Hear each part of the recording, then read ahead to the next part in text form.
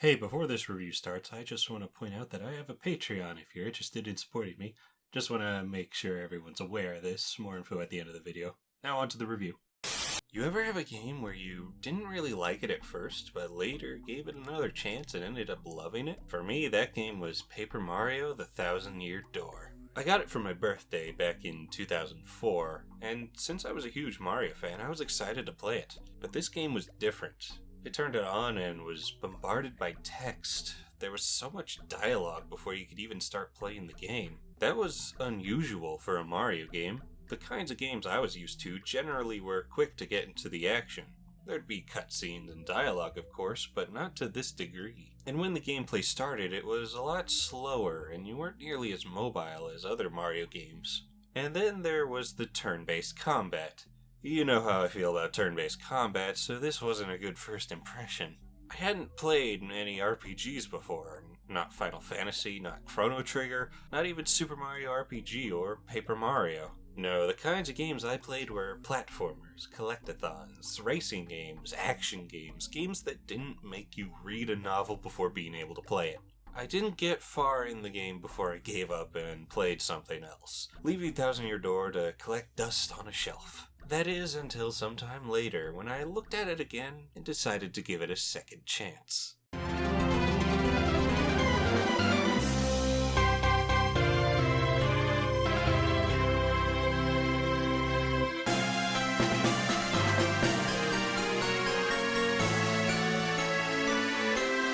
In the red corner! Paper Mario was well liked for its unique gameplay and charming characters, but then came time for the sequel, and this game was something special. Thousand-Year Door is the one, the favorite among most. What is considered to be not just the best in the series, not just one of the best Gamecube games, not just one of the best RPGs, but one of the greatest games of all time. It's got quite a reputation. When people talk about how good Paper Mario is, it's usually this game they're referring to. But what gives it that reputation? Well, I'll tell you. But before continuing this, I recommend you watch my review of the first game, as comparisons will be made between these two games, and I don't want to repeat myself too much. But let's start, as always, with the story. But this story has a lot more meat on its bones than the first. Consider this a spoiler warning. Now, the first game played its story a little safe. It was basically saving Peach from Bowser, but it made up for the simple plot with its charming cast of characters and dialogue. However, Thousand-Year Door has a more intricate plot. Much like the first game, it starts off with a story, but this time it's about an ancient town that was once very prosperous until a cataclysm came and sunk the town into the depths of the earth. Many years later, a new town was made over the ruins of the forgotten town, Rogueport. But as time went on, rumors began spreading of an ancient treasure buried underneath. And then we find Princess Peach in this very town, apparently on holiday.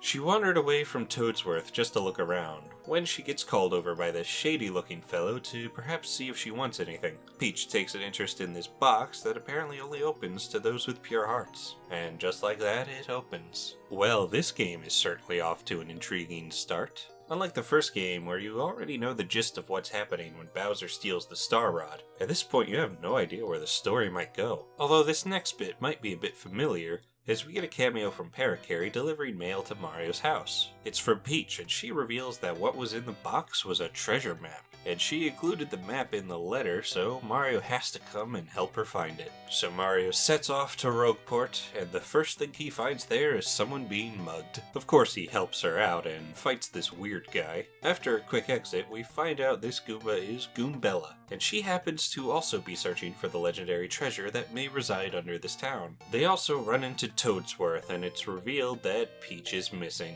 Who could have seen that one coming? They figure that maybe Peach went looking for the treasure on her own, so it's decided that to find Peach, they should start looking for the treasure. Goombella introduces Mario to Professor Frankly, who is also here researching the legendary treasure. and his research proves to be quite fruitful as he reveals that to find the treasure, you must have the 7 crystal stars and present them to the titular Thousand-Year Door. To find the crystal stars, you need the magical map and present it to the door. And what do you know? The map Mario got for Peach happens to be that very map. So the 3 of them go down below town to find Thousand-Year Door. Once they do, the location to the first crystal star is revealed on the map, and that is the setup. The rest of the game has Mario traveling to each location to collect the crystal star there, and bring it back to the Thousand-Year Door to find the next one. But there is so much more to this story that saying that barely covers even a quarter of the plot. Let's start with the world. I had praised the first game's world for actually feeling like a real place people live in, unlike most standard Mario games.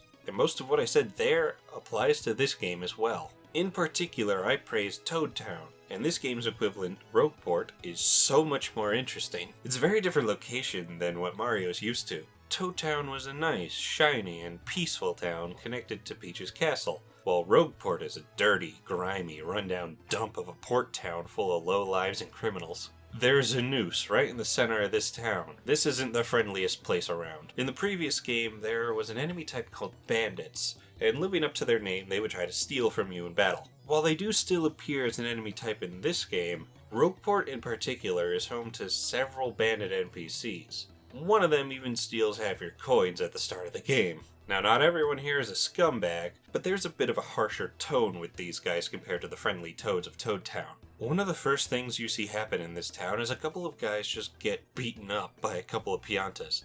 And as you learn later on, there's a conflict going on between the Robo Gang on the poorer east side of town and the Pianta Syndicate on the wealthier west side. I'm not kidding. We have Mafia Piantas in this game, and it's amazing. You have to go through the Syndicate a couple times to get access to the Blimpin' Train, and you do so by doing a couple of favors for the boss, Don Pianta.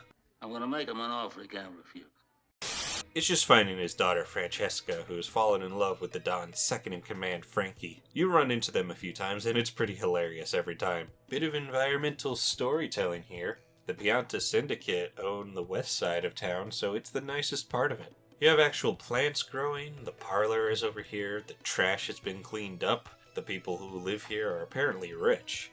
And this is where the train station and Blimp are. Rogueport has a lot of personality and character. More so than Toad Town, or really any other towns in the first game. Not that there was anything wrong with the towns in the first game, but Thousand-Year Door definitely improves on it. But there's one more aspect of Rogueport, given that this town is built over the ruins of a destroyed town, and this area is freely explorable. Some people even live down here, and it's here where we find the Thousand-Year Door itself. One thing this game does really well is mystery. This door is built up from the start of the game. It's your main goal, and the game is named after it. While over the course of the game you do learn more about what might be beyond it, even learning what the treasure actually is well before you get to it. But there's still a big sense of mystery surrounding it, not to mention the mystery around what happened to the town itself. You can actually find an NPC that will tell you about that event.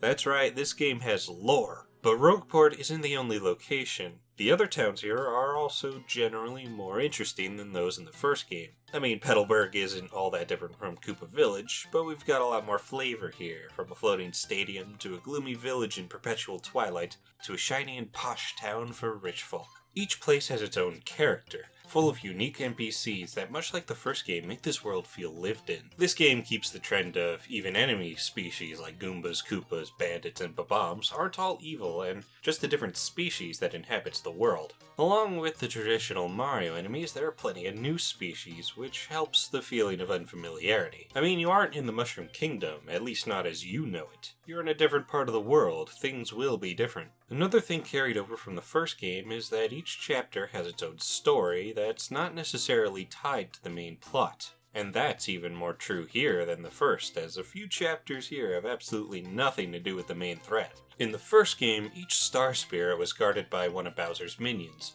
so even if the majority of the story was unrelated to Bowser, it was tied to him through the boss. But here, the boss is more often than not affiliated with the main villain. We don't actually see who the main villains are until the second chapter, where we find out these guys who attacked Goombella at the beginning are part of a secret organization called the X-Nauts, who are also looking for the Crystal Stars. That chapter involves you helping the local Punies drive the X-Nauts out of the Bogley Tree before they get the Crystal Star hidden there. But before you storm their fortress, they mostly take a back seat. Well, in Chapter 5, you go to a haunted island and are attacked by ghosts. You think that Cortez would be the main boss of this chapter, but after dealing with him, the X-Nauts swoop in for a surprise extra boss. Although it's not actually much of a surprise, as one of them was not so cleverly hidden among your ranks. But aside from Chapter 2, Part of 5, and 7, the chapters don't have anything to do with the X-Nauts. The individual stories here are much more complex than the ones in the first game,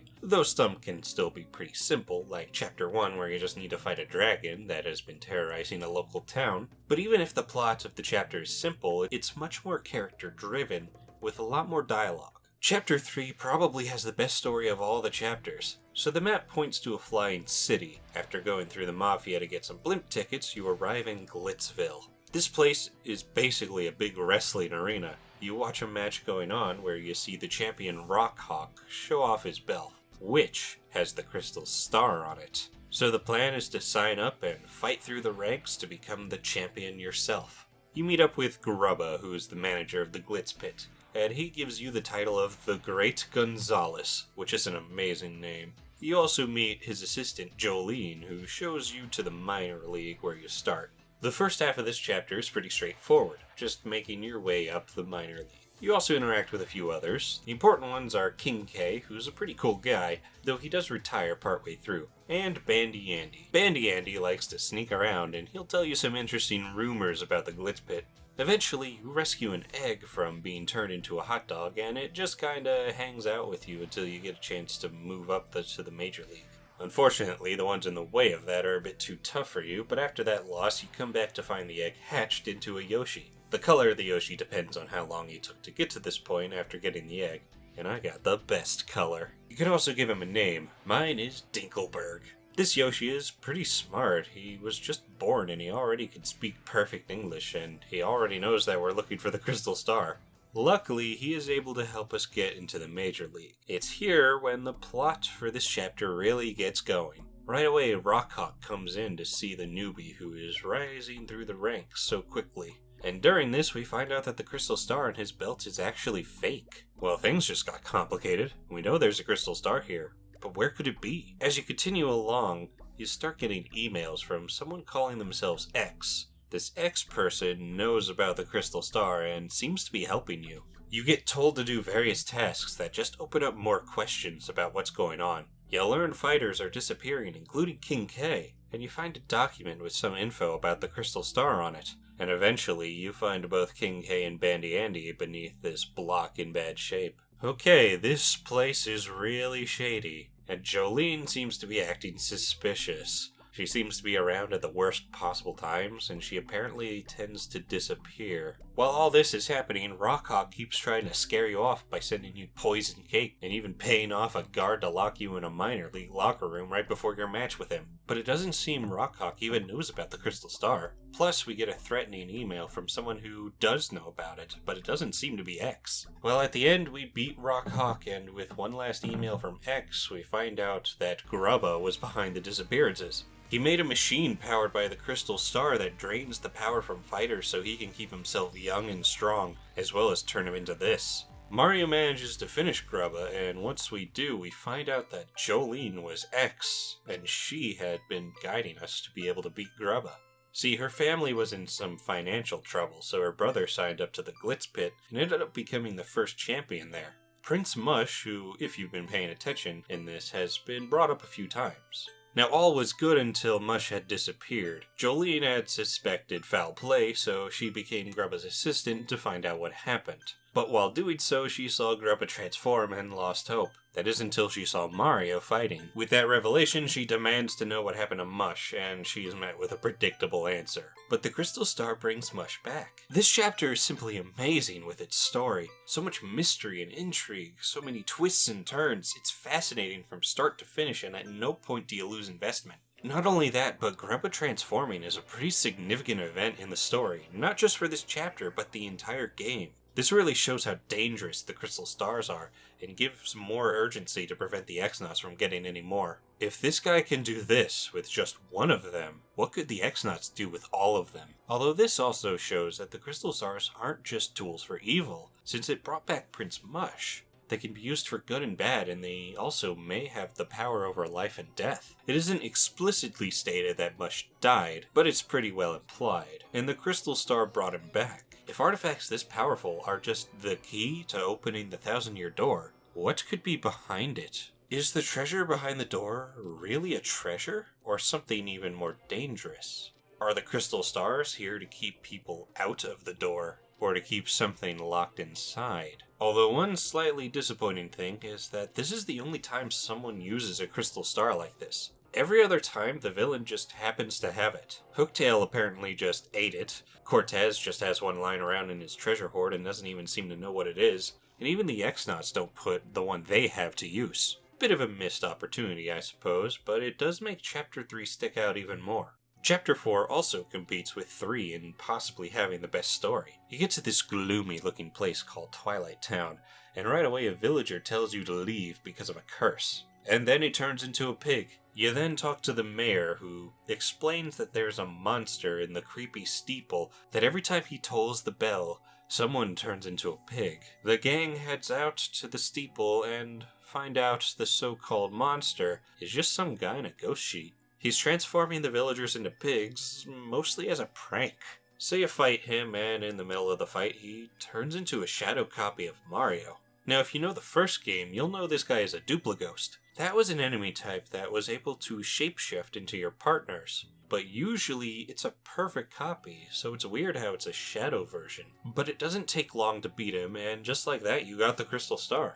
Well, that was a pathetically easy and short chapter. Like, really, that's it? Wait, why is the screen stuck here? Just like that, we have one of the most amazing twists in the game. Turns out that guy didn't just copy you, he swapped places. Not sure how he did that, but damn is this a cool reveal. This is a prime example of the kind of storytelling that's only possible through a video game. Mario is now alone, looking like a shadow, while his imposter has all your friends thinking he's actually Mario. And he loves to taunt you too.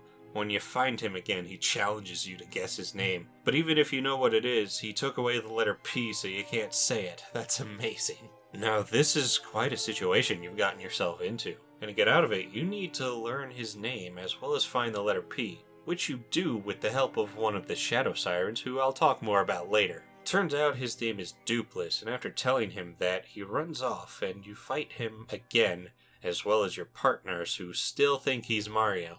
Okay, now I won't go into this much detail for the other chapters. It's just these two were so good I couldn't skim over them. But there's a lot more to these chapters compared to the first game in terms of variety and complexity. Much like the first game, these stories involve the partners. But even more so, the partners are a huge improvement over the first game. The ones from the first game were charming, but for the most part pretty shallow. In this game, the partners are much deeper and complex characters than the ones from the first game. Let's compare them. Goombario is a Goomba kid who admires Mario. He joins him because of that fact, and his grandpa suggested it. Goombella was a student of the University of Goom, who was studying archaeology. She goes to Rogueport because she heard of the legendary treasure hidden underneath the town. She plans to meet up with Professor Frankly, her old teacher, who is also looking for this treasure. She joins Mario because he is also looking for this treasure and has the map to the Crystal Stars. Their interests align, and they can help each other out. Now Cooper is a Koopa who lives in Koopa Village and is neighbors with Colorado, an archaeologist whom he admires. He joins Mario because of that fact. He wants to be more like Colorado and explore the world. Koops is a Koopa who lives in Petalburg with his father and girlfriend Koopy Koo. One day, the dragon Hooktail started terrorizing Petalburg, so Koops' father went off to slay it, but he never returned. Koops is rather timid, and most people think he's a wimp, even his girlfriend. Koops joins Mario because he wants to avenge his father and become a stronger Koopa, not just for Koopy Koo, but for himself. Even after beating Cooktail, he stays with Mario to continue to improve himself. Bombette is a Babam who was working for the Koopa Bros. But they started working them too hard, and she, along with some others, rebelled, which resulted in her being thrown into a cell. She joins Mario because he, helped her out of that cell, and that's it. Admiral Bobbery was a sailor who loved two things: the sea and his lovely wife Scarlet.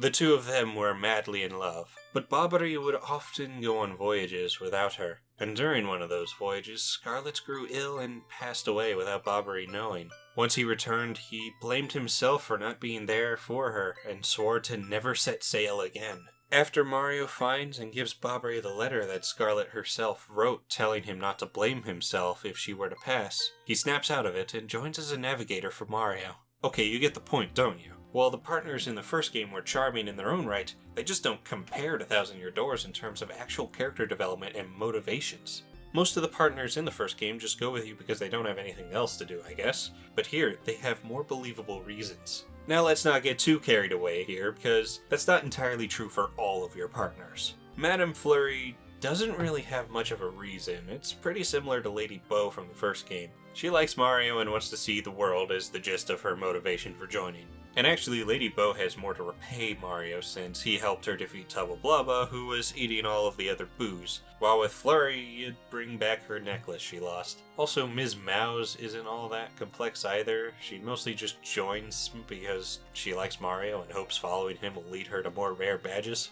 But she's an optional party member, so I'm willing to give her some slack. And I suppose the Yoshi kid isn't very deep either, but he was also literally just born, so he doesn't even have a backstory. This game is his backstory. But even though not everyone is super deep, most of them are complex characters with much more believable motives and goals, and that makes them much more memorable and a lot easier to connect with. Can't say I really connect with any of the partners from the first game, but I do connect with these guys, especially Koops.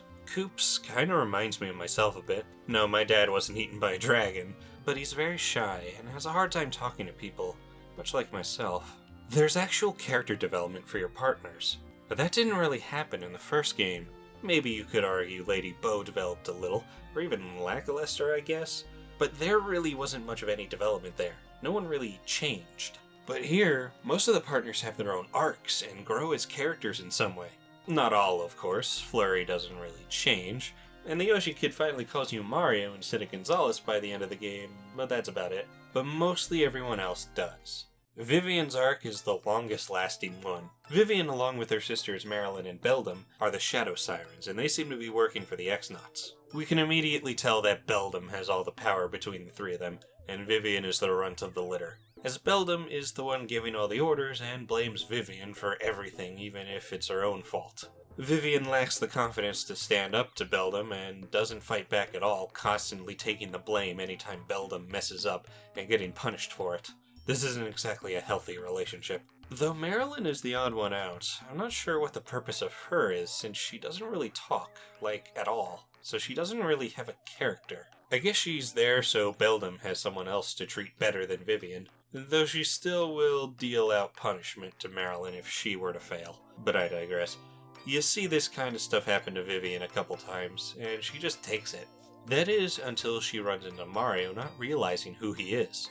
After hearing what he's going through, having his identity and friends stolen from him, but he still is nice to her, she learns to stop pitying herself. She does have a moment of weakness when finding out she was helping Mario, but she quickly realizes that what she thought was her enemy still tried to help her, even though he knew that she was the enemy, while her own family is cruel to her. It made her a stronger person, and she was able to stand up to Beldam after that.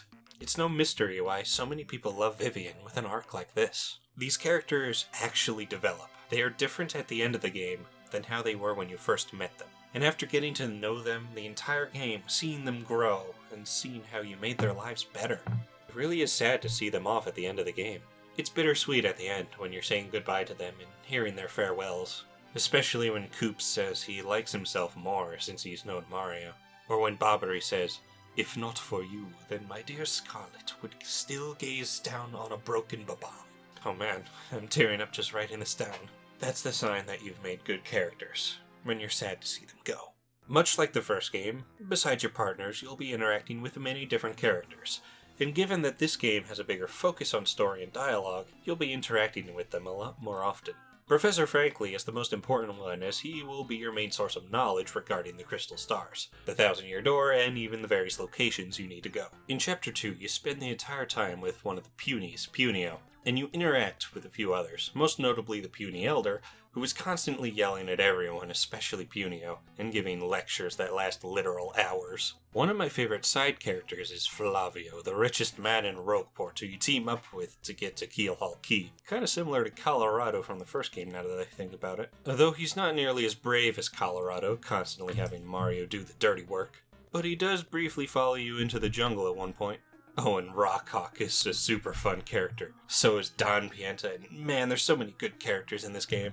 Chapter 6 is mostly interacting with characters, as you need to take a train to get to the next crystal star, and you run into Pennington, who is a detective. This guy is pretty funny as well. He constantly acts like he knows exactly what's going on, but you end up solving all the mysteries yourself. And he constantly calls you Luigi. Oh right, Luigi. You might be wondering what he's been up to. Well, unlike the first game where he's just sitting around the house not doing anything, he's actually on his own adventure. In between chapters, you can run into Luigi in Rogueport, and each time he'll tell you about his adventure. See, right after Mario left, Luigi got a letter asking for help from the Waffle Kingdom to help save Princess Eclair from the dreaded Chestnut King. His stories are pretty ridiculous. In one of them, he needs to perform in a play, and his role is grass. The funny thing is, there is a layer of truth to it, though some details are left out. He's also gaining partners on his adventure, and most of them are not with him because they like him. Bluey wants revenge for when Luigi threw him at the boss, which resulted in Bluey falling into lava, which is why he looks crispy. Torque is following because Luigi borrowed his cart in a race and immediately totaled it, so he's not leaving until Luigi pays him back. Oh, and then there's Jerry. So Luigi had to cross-dress at one point, and Jerry is following to make sure he never does that again to spare everyone else from his trauma. Though the other partners don't seem to have a problem with Luigi. Hazy was even really impressed by Luigi's role as grass. Also, by the end, Bluey doesn't seem to hate Luigi anymore. One thing I found odd about his story is how it ends. He spends a lot of time talking about how much he wants to save Princess Eclair, and how he might be falling in love with her. But the way he ends it is literally he builds up his last attack on the Chestnut King, and then says he beat him. Then some other monster appears and he beats it too. Then he goes home. That's so anticlimactic it's funny. Also, apparently Luigi's adventures are much more publicized than your own, as you could buy books about it. It's basically the stories Luigi tells you, but more dramatic. Luigi definitely has a much better role in this game than the last. But another thing that's better here are the bosses. They are stronger than the previous game by quite a lot. Generally, they have more screen time, have more dialogue, and are more fleshed out and interesting. Not all of them, obviously, but more often than not. Hooktail and Smorg are the weakest because in Hooktail's case, she's pretty basic and doesn't get much screen time, and Smorg just kinda comes out of nowhere and doesn't have any dialogue. But the other bosses are much better. A few times Lord Crump is the main boss of the chapter, and you get to see him a lot throughout the game. Hell, he's at the tutorial fight. He's not all that complex or deep, but very entertaining as the main henchman who fails at every attempt. He's even the one who takes over as the main boss of Chapter 5. Speaking of Chapter 5, before Crump takes over, we have Cortez. He starts off actually similar to Tootin' from the first game, trying to scare you off by moaning and telling you to turn back. But unlike Tootin' he's not actually scared of you. When you reach him, he gets tired of trying to be a spooky ghost and becomes the pirate he once was. He comes off as an evil, bloodthirsty pirate, but he can be reasoned with and ends up helping you in the end. Though wouldn't it be cool if he actually joined your party? I already talked a bit about Grubba and Dupless, but both of them are great. Grubba comes off as pretty likable at the start, but then ends up being arguably the biggest scumbag in the game. It makes beating him all the more satisfying. And Dupless is really fun and really subverts your expectations. You first think you're gonna fight a monster, then you get to this guy. And his fight is really easy, but then you see that while brute strength isn't where he has the most power, he's still quite dangerous in other ways. This is a much better cast of baddies than the first game. The only one that can really be considered a dud is Smorg, but even then, since he's the only one like this, he stands out. But on the topic of villains,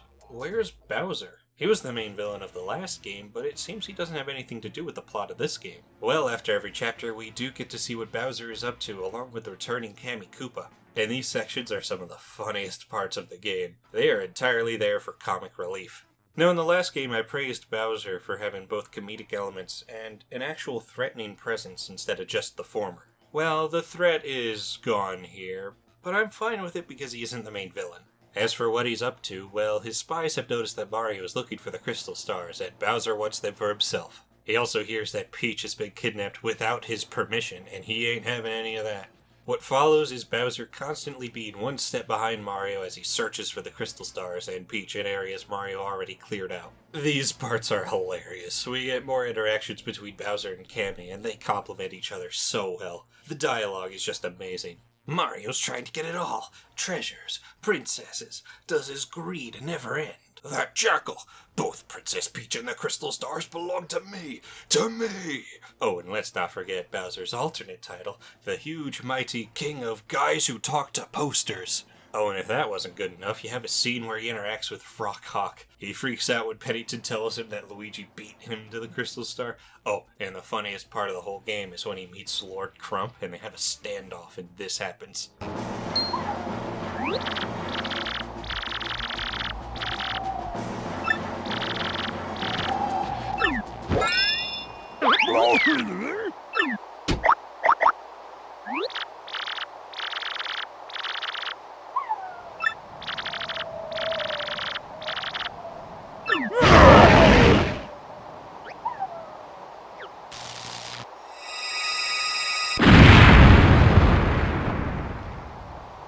I always look forward to these parts.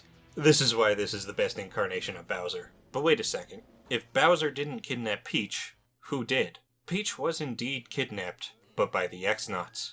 Much like last game, we also get scenes from Peach's point of view, although these are a bit more serious in tone. These scenes are how we are introduced to the leader of the X-Nauts, Grodus. At this point, we don't know what the deal with Grodus is, other than he is also looking for the Crystal Stars. But over the course of the game, you find out more about his goals and what's really behind the Thousand-Year Door. You mostly learn this through Tech, the main computer for this base. Now, I might be saying something slightly controversial, but these Peach sections are my least favorite part of the story. Now, I do generally enjoy what happens here. Peach finding information on the bad guys and the treasure is cool and mostly well done, but my problem is with Tech.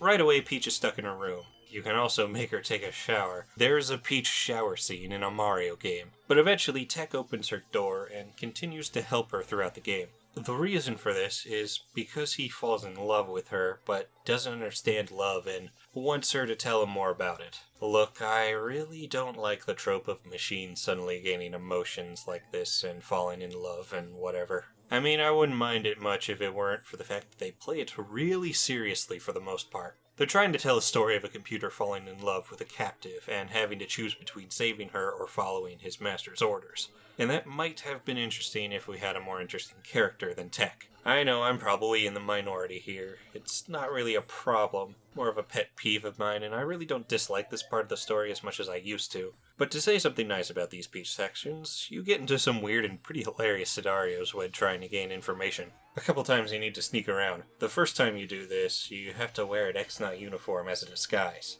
And look at these dudes. They're half Peach's size, but she still somehow manages to fit in there. Oh, and the second time you need to sneak into Grodus' room. But to do that, you need to make an invisibility potion. But that potion doesn't make her clothes invisible, so she has to go naked. What is up with this game and having Peach take her clothes off? Like seriously, this is an official Mario game where Peach sneaks around a high-tech base naked. And here we have Peach dancing with herself. What is this game?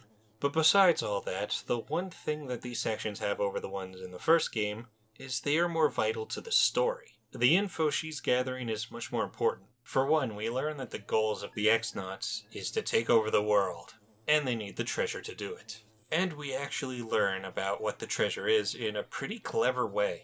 See, Tech isn't authorized to tell Peach what it is, but he gets around this by asking Peach a few questions and putting the truth as an option. That way, technically, Tech didn't tell her, but she found out herself. The truth is, the treasure of the Thousand-Year Door is actually no treasure at all. but a sealed-away demon. This is mentioned as one of the many theories brought up by Professor Franklin, but at the time there was no way to know for sure. You do learn this around the midpoint of the game, so you do go through most of the game knowing generally what's behind the door. Though that doesn't diminish the mystery of it. What kind of a demon is it? What is it capable of? Now you'd think that since the crystal stars are the key to opening the door, you should just take the ones you have and go home. But unfortunately, it seems the door is weakening. Apparently the name of the 1,000-year door isn't referring to how old it is, but for how long it takes until it opens by itself. One way or another, you're gonna need to go through it and face the demon. Now I've spent all this time going on the characters and the scenarios, but I've neglected to really talk about our main villain, Grodus. Grodus is a bit conflicting, because he's rather standard when it comes to motivation. He's another take over the world baddie. It kinda makes him feel a bit shallow. We don't know why he wants to take over the world or what he would do once that goal is reached. He just wants to do it. But what he lacks in depth, he makes up for in presence. This isn't like Bowser, who is a big goofball at times. Grodus means business, and he's rather intimidating. Since we don't know a lot about him, it leaves us guessing what he's really capable of. And during the final Peach section, Peach finally learns the full extent of his plan, although the player isn't informed. But as she's about to tell Mario about this, Grodus comes in having found out that Tech had betrayed him. He shuts down Tech and takes Peach away. There's quite a lot of tension here, since we don't know what he'll do, but we do know that whatever it is, it's really bad given how desperate Tech seemed to be to get Peach out of there after finding out. And not to mention, this happens at the end of Chapter 6, meaning there isn't a Peach section after Chapter 7. Most of the game builds this guy up, and I say it works really well. Once Mario finally reaches the X-Naut Fortress, which, by the way, is on the moon, Mario gets there by shooting himself out of a cannon. Yes, this is a thing that actually happens. But when he gets there, Grodus and Peach are nowhere to be seen. We do have Lord Crump, who is guarding the final crystal star, which is strange. You'd think Grodus would hold on to it himself. But after that, you run into Tech, who is only barely still functional and desperately wants you to save Peach. He uses what little power he has left to activate the teleporter, and once Mario's out, he self-destructs. Once back at Rogueport, Franklin tells you that apparently Grodus has already entered the 1,000-year door. But how can that be? So you take all the crystal stars and finally open that door.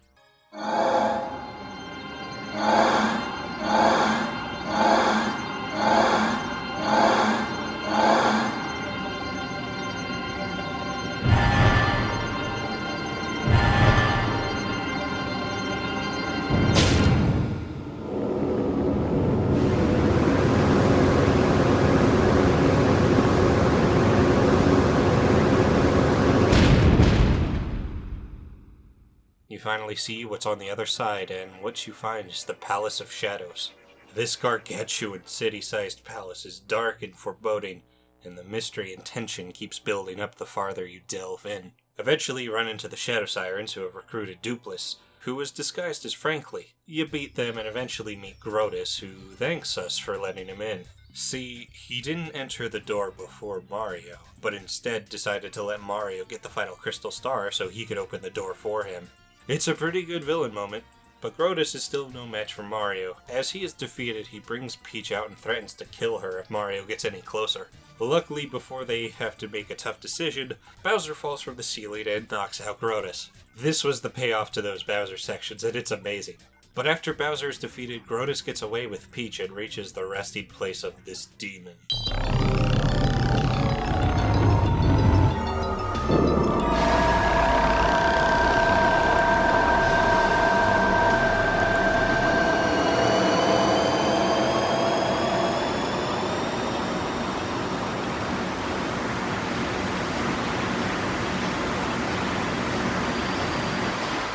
This is the Shadow Queen, and she has so much power that just being resurrected casts a shadow across the world. We get to see all those places we've been to, and the characters we met along the way react to this. And now we know the full extent of Grodus' plan. See, he needed Peach not just for the map, but as a vessel for the Shadow Queen. The demon possesses Peach, and this is what we get. But as it turns out, Grodus was misinformed, as he was under the impression that the Shadow Queen would obey whoever revived her.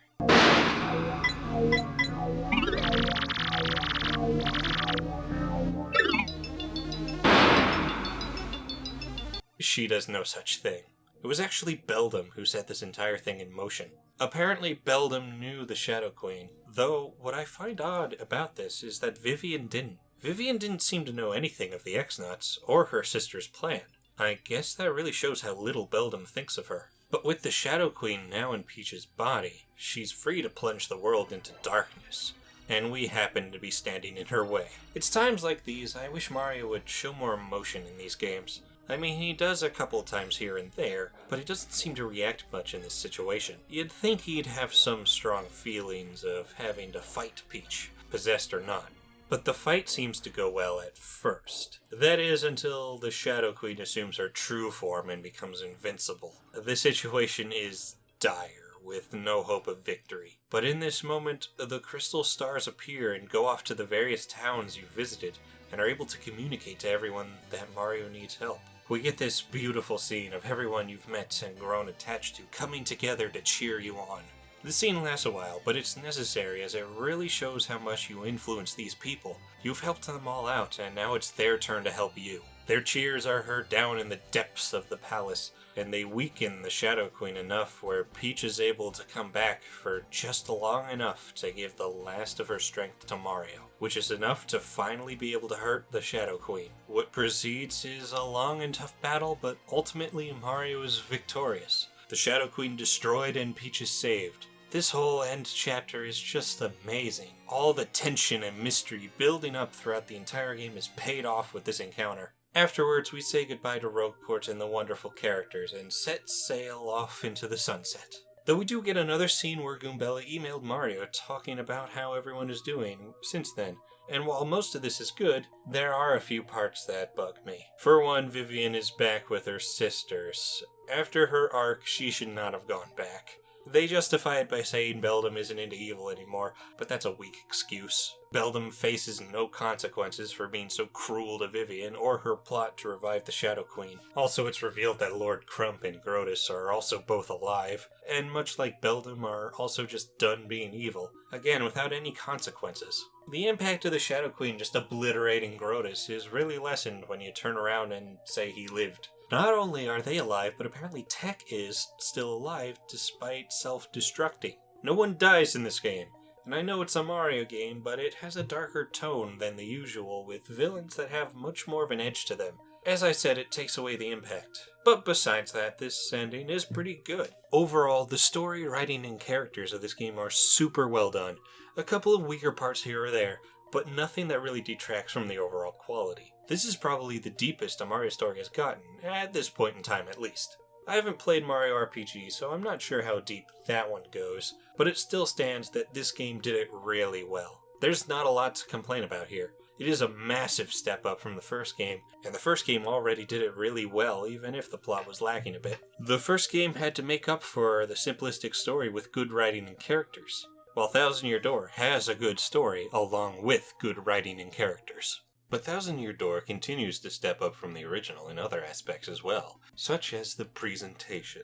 It keeps the same art style from the first game with the whole flat characters and a fully 3D world going with the paper aesthetic, and it looks even better here. Though this game actually remembers that it's called Paper Mario and has a lot more papery stuff. Quite a few transitions will have paper effects, like going into a pipe, you blow things away like they're sheets of paper, pages will turn, screen will be torn in half. It adds a lot of charm, it isn't overdone. Mario also gains abilities like turning sideways like a sheet of paper, or rolling into a tube, or turning into a paper plane or boat. Overall, there's a lot more detail in the world itself, and as for this world, they got a lot more creative with the themes. It's not just grassland, desert, jungle, ice, and whatever. We got mostly original themes here. So Petal Meadows is basically the grassland. In fact, it's very similar to the Pleasant Path in the first game, but this is the only generic Mario level theme. Well, I guess Keelhaul Key is pretty similar to Lava Lava Island, but that's just the first half of it. The second area is this beautiful woods that looks nothing like anything we've seen in the series before.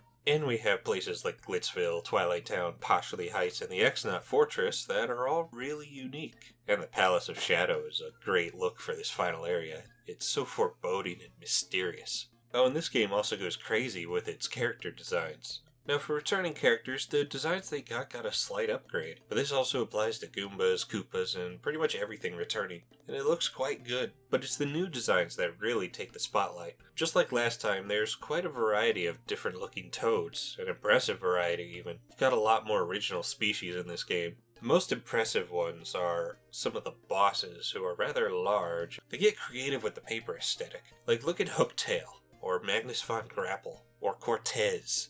This is really creative and super charming. Oh, and the Shadow Queen has an amazing design. There's really not much for me to say about this game visually. It speaks for itself. It looks great. And it also sounds great. This soundtrack is simply amazing. This easily beats the first game. There's quite a lot more variety too. You've got your upbeat tracks.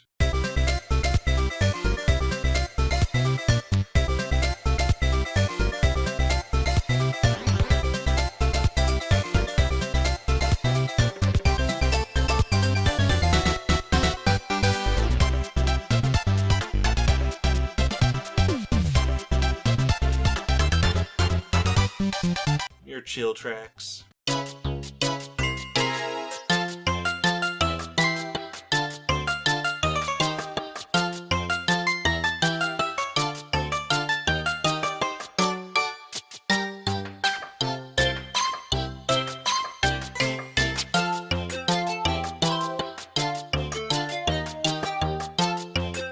Your atmospheric tracks.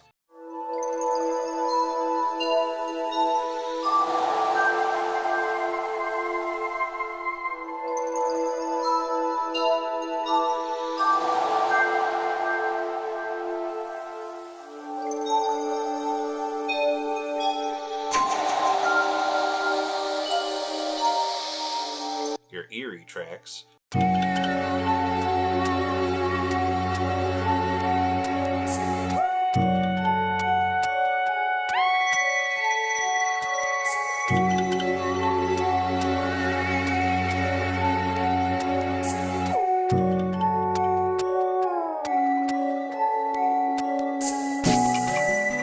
And your foreboding tracks.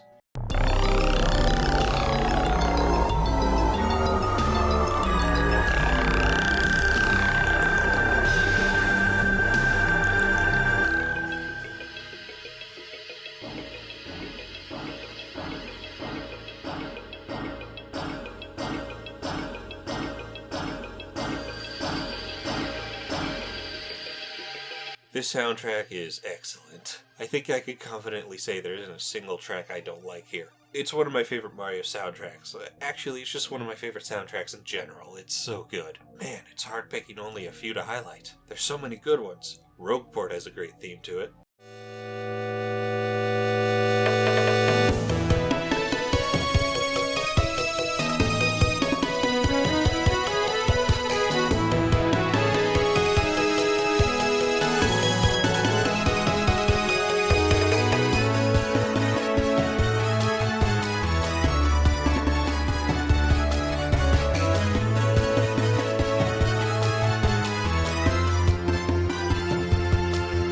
I really quite like Professor Frankly's theme as well.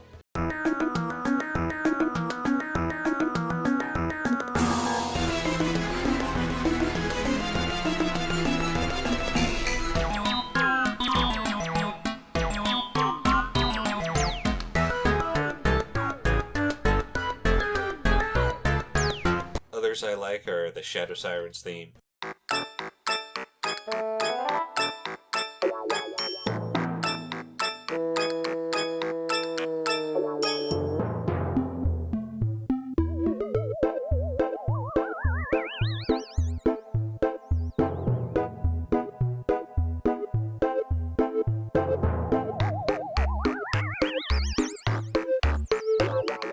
Blitzville.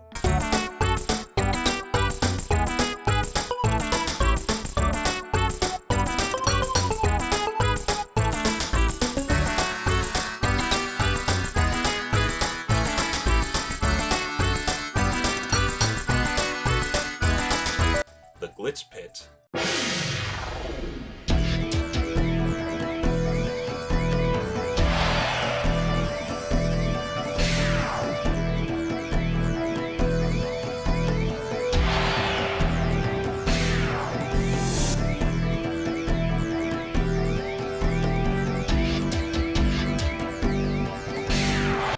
blast off to the moon is so good.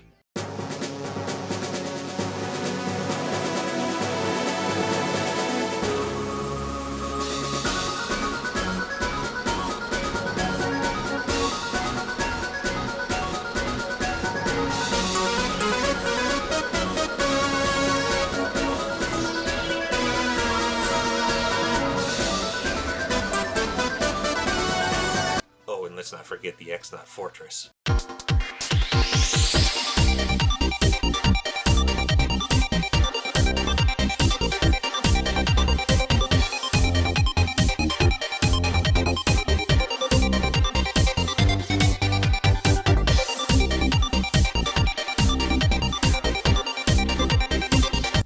music in the Palace of Shadow really adds to its atmosphere, but my favorite track in there has to be the Riddle Tower.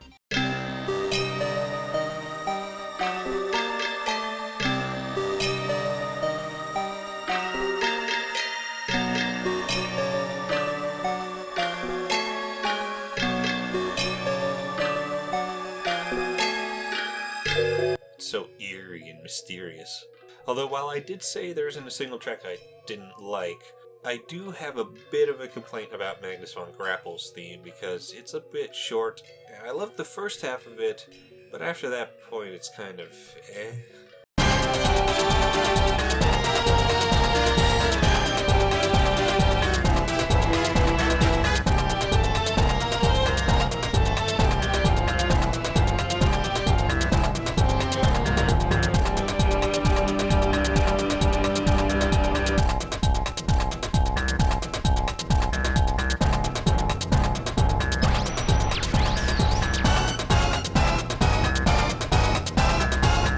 But that's like the only complaint I have. The other boss themes are amazing, like a Rock Hawk.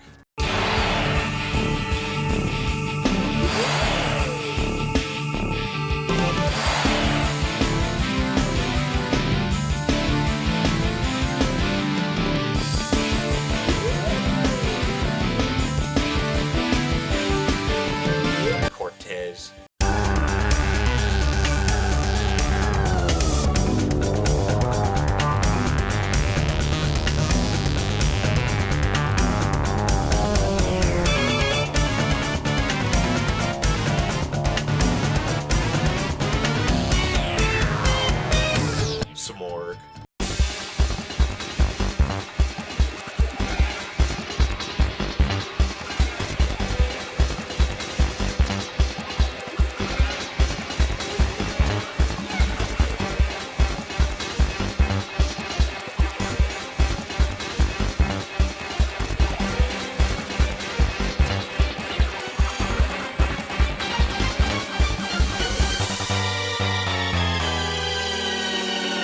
A special shout out to everyone's favorite Dupless's theme. It deserves it.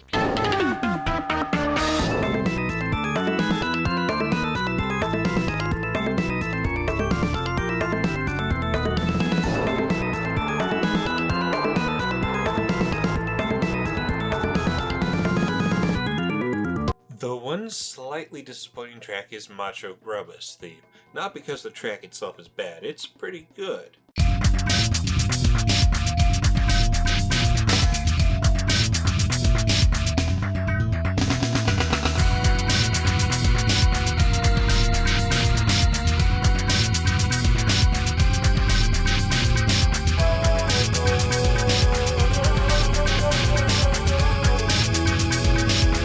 It's just, I love the theme that plays before you fight him much more than the battle theme itself.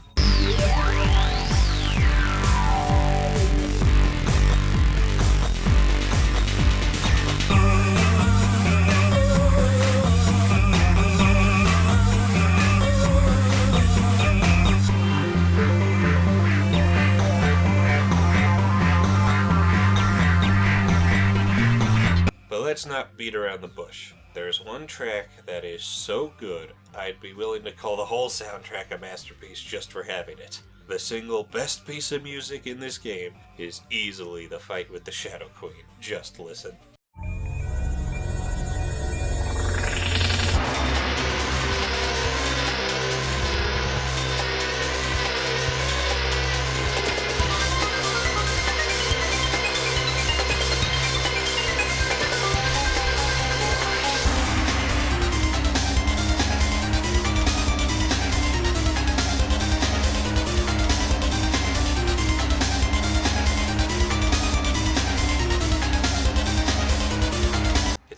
intense, climactic, intimidating, but also gets you psyched to kick her ass. It's everything a final boss theme should be. I could gush about this track and the entire soundtrack for hours. It's really damn good, but we've got to get a move on, so let's get to the gameplay. Being a direct sequel, Thousand Year Door is very similar to the first with its gameplay. At first, you might think it didn't really change much. You might think it took the first game and only made some slight tweaks, but let me assure you, it made a lot of substantial changes that greatly improve it. But I'm getting ahead of myself. Much like the first game, there really isn't a lot to go over with the controls. Same as before, you can walk and jump, but you do start with a hammer this time, and it works exactly the same as before. Although they removed the spin dash ability for some reason. This game wastes no time. Immediately after you start playing, you are introduced to the battle system. The battle system is where the majority of the improvements have been made. It took everything that worked about the first game's battle system and just kept adding on to it. It's still turn-based combat, and you can still see enemies out on the field, which still includes all the advantages it had from the first game. You can avoid them, making backtracking much less tedious. You can see what the enemy type is before battling, and you can still perform a first strike and need to avoid getting first striked by the enemy.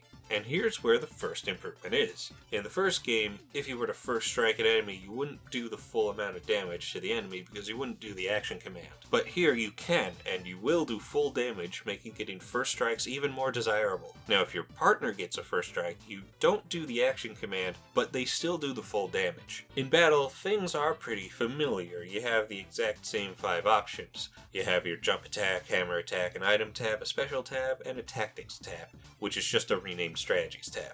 You have 2 of the same options in the tactics tab. You can run away, which works exactly the same as the previous game, though it seems to be slightly harder to fill it up, meaning you might actually fail at running away from time to time. And you can swap partners here, though you now have 2 other options. Appeal replaces the do nothing command. I'll talk about what appeal does later. But the other option you have is defend, which will raise your defense for the next turn if you aren't too confident with guarding. The other tabs function identically to how they did in the previous game. Items work the same limited inventory that they did nothing to fix. Other than there being new items, there's nothing to say. As for your attack options, jump attack is still used to target any enemy in the battle as long as they don't have a spike on their head or not on the ceiling. Hammer is still only capable of hitting grounded opponents in the front of the line. But one difference is, unlike the first game when you get upgrades to your hammer and boots, you actually get new attacks in addition to increased attack. For your jump attack, you get the super jump, which adds a ground pound, and the ultra jump, which is really strong but hard to time. The 2 extra moves for the hammer are basically the same thing though. They both launch the enemy in the front and hit everyone in the line, but the ultra version is stronger. Now let's talk about action commands. They work the same as before, giving you an action you must do to make your attack stronger. Hitting A as you land a jump to do a second jump, and pulling back on the analog stick and releasing for the hammer. But there is a bigger variety here. Quite a few moves your partners had would have basically the same action command as each other, or even the same as one of Mario's. And while not every single action command here is completely unique, there's less repeats. For instance, in the original, Kooper's Shell Toss and Power Shell had the same action command as Mario's hammer. But here, Koops' Shell Toss has a different timing to it, and his Power Shell is even different from that. You'll still have the standard timing ones and button mashing, but you also have ones like keeping the cursor in the circle, holding the button down only at the right time and releasing it when prompted to fill a meter, having to react to the correct button shown, and pressing the right buttons in order. More variety and keeps you even more engaged in battle. Much like the previous game, if you push A right before getting hit, you will guard that attack, which will reduce damage you take by 1. However, this game adds something extra. That is the ability to super guard. Super guarding is, without exaggerating, one of the best improvements to the battle system, and my single favorite addition. To super guard, instead of pushing A to guard an attack, you instead push B. Now the timing for super guarding is super strict. You have only a 3-frame window to hit B as opposed to the 8 frames for the normal guard. This game runs at 60 frames per second. Yeah, that's how small a window you have to super guard. But there is a reason for this. For if you successfully super guard an attack, you take no damage at all. Not only that, but you deal 1 damage to the enemy. Now, you only hurt the enemy if they directly attack you. It won't work with most projectiles, pokies are an exception, but you still don't take any damage. Remember in my last video, I mentioned that one of the things I dislike the most when it comes to turn-based combat is not being able to avoid damage? Well, you can see why I like this mechanic so much. Again, it's hard to pull off, but giving you the ability to avoid damage altogether if you're good enough is amazing. It adds in more skill to battles. And while I may end up taking more damage in the long run, I exclusively use super guards over regular guarding because of this. If you've only used normal guards, please try a playthrough where you only super guard. It's really satisfying when you get good at it. One thing that kinda sucks is there are a few attacks that you can't super guard, including the majority of the final boss's attacks. Now the amount of attacks you can't super guard is very few, and it appears that most of those attacks also can't be normal guarded, the exceptions being the one from the final boss. Because it's only these attacks, it's not a big deal, but I think every attack should be avoidable. The way leveling up works is exactly the same as the previous game, like no changes have been made. You still need 100 star points to level up. The higher level you are, the less star points enemies drop. Although the only change to this is you are always guaranteed 1 star point. So it is technically easier to grind here than the first game, but it still prevents grinding. You have the same 3 options when leveling up: HP, FP, and badge points. They all do the same thing. The level cap has also been increased by a lot. In the original it capped at level 27, with HP and FP capped at 50, while BP is 30. But here the max level is 99, both HP and FP max out at 200, while BP maxes out at 99. Not that you'll get anywhere close to it unless you intentionally grind, which you shouldn't be doing anyways. The badge system also remains unchanged for the most part. There are new badges obviously, but otherwise they work the same. Some may have different BP requirements though, like Quick Change used to be 4 BP, but now it needs 7. It's still one of the most useful badges in the game, but with how I play the game, I tend to not use it to make room for other expensive badges. Yeah, I doubled down on the badge loadout I used in the first game. I'm talking 2 attack plus badges, 2 defense plus badges, as well as 2 attack plus P badges. You might be wondering what the P stands for. Well, this is the major improvement they made to the badge system. The P stands for partners. Any badge that ends with a P is for your partners. In the previous game, the vast majority of badges did nothing for the partners, but this opens up a lot more strategic options. I already mentioned in the last video how 2 attack plus badges increases your jump by 4. Well, that also applies to Goombella's bonk. So yeah, I can do 20 damage in 1 turn without spending FP. People really underestimate attack plus badges. Now to talk about special moves, you get them pretty early on. As soon as you get to the 1,000-year door for the first time, you gain access to special moves. Unlike the first game where you got your first one after Chapter 1. The lineup of special moves is a bit stronger than the last game, and they also require action commands. First up is Sweet Treat, which functions similarly to Refresh in that you get health and FP back from it. But to do that you need to hit the right targets by pulling back on the analog stick. It can be a bit difficult to hit the right one since this moves up and down automatically, and you might hit a poison mushroom if you didn't know it was coming if it's aiming up. But otherwise, it can be a better healing move than Refresh if you're good enough. The second special move is Earth Tremor, and this move is really good. It's essentially the same as Starstorm.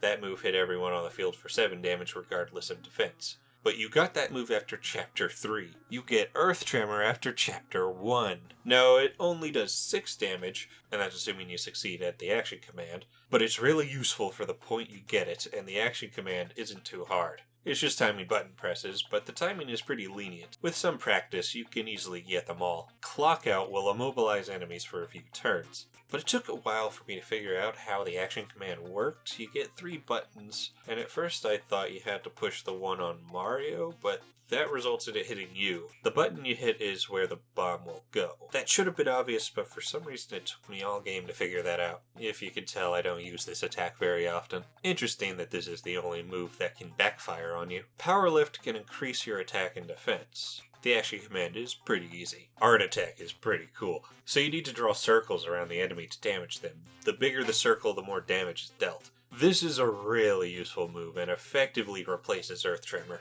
Sweet Feast is just an upgrade of Sweet Treat. And Showstopper is basically Up and Away. If successful, it will instantly defeat all enemies, but unlike Up and Away, you do get star points for it. And finally, there's Supernova. Now, you'll need to do a lot of button mashing for this one, but when you do, it's the most damaging move in the game, without any buffs, of course. A much more balanced lineup of special moves without any redundancies. Each one has its own purpose. Sure, you got multiple attack options, but they are spread out enough that each one is very useful, plus the star power cost is greater for the stronger ones, so earlier ones are still useful if you're low on it. Just like last game, you have star power that gets used up with these moves. In the last game, you got a little bit of it back after each turn, but you also had a move called Focus that gave you back more. There is no Focus move, and you don't get any back after each turn. So how do you recover star power? Well, this is one of the most significant changes to the battle system. You may have noticed battles take place on a stage with an actual audience.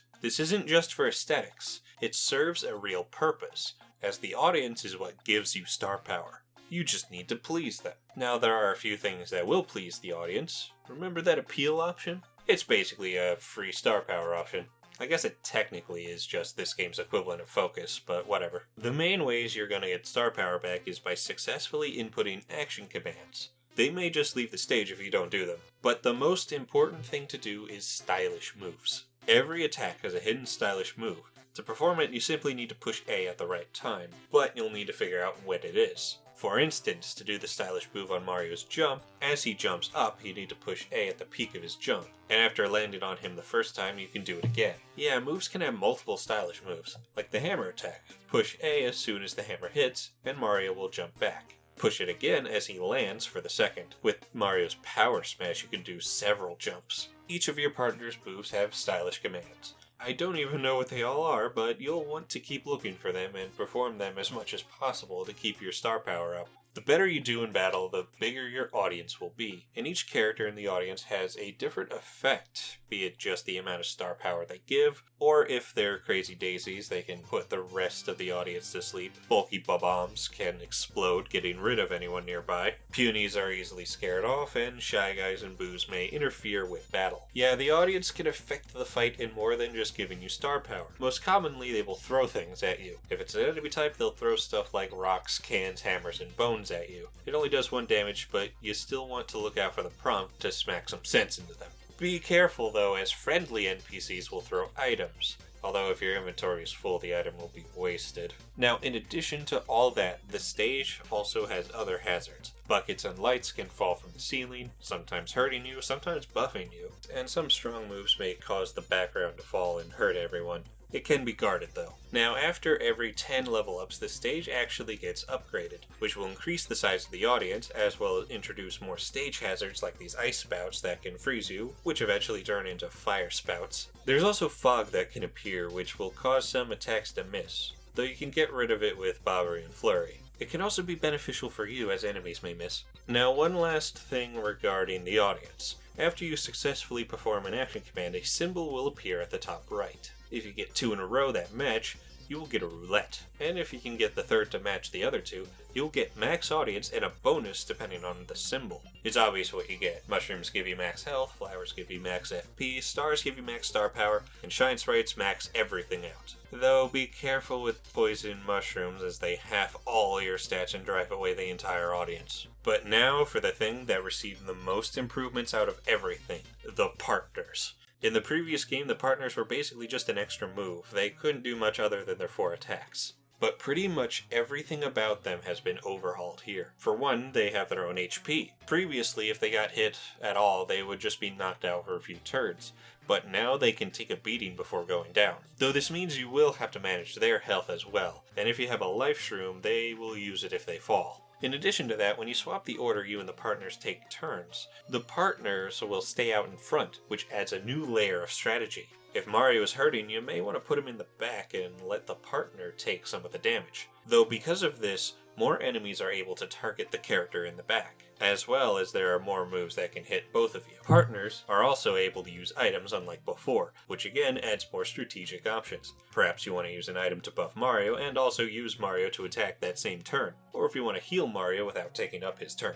Now, just like last time, your partners only have 2 moves to start with and will need to be upgraded to gain their other 2 moves. However, the method to upgrade them is slightly different. Instead of finding an upgrade block and instantly upgrading the partners right there, you will find shine sprites. You exchange 3 shine sprites to Merlin, who is in Rogueport, to upgrade 1 partner, and you'll need to complete a side quest to be able to upgrade them the second time. Now, I don't think I can really say which of these 2 systems is better. I'm mostly fine with both. It is a tad annoying that it requires 3 shine sprites instead of just 1. It always annoyed me in Zelda games when you need to get multiple heart pieces to get 1 health upgrade. But I don't mind it here because you have to bring them to Merlin as opposed to just getting it when you have enough. The reason for having to bring them to Merlin is to control what level the partners are at when you get them. Now, in most cases you can just go back to Rogueport to get the upgrade, but most of the time you probably won't bother. Plus, there are some chapters where you can't leave.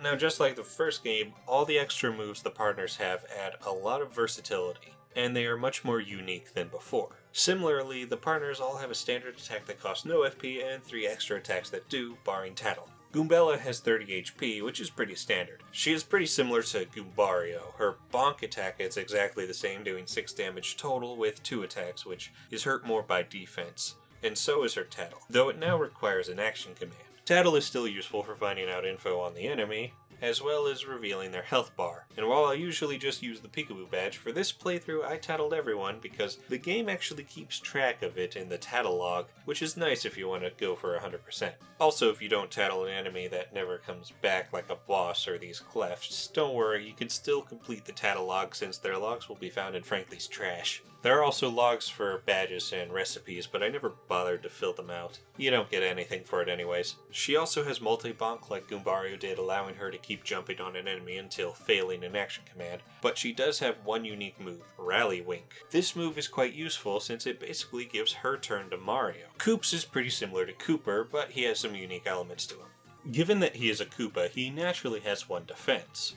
But he also shares their weakness, where certain attacks will make them fall on his back, and he won't be able to do anything for a few turns. And no swapping him out and back in won't get him back up. He also has 25 HP, which is tied for the lowest amount of all the partners.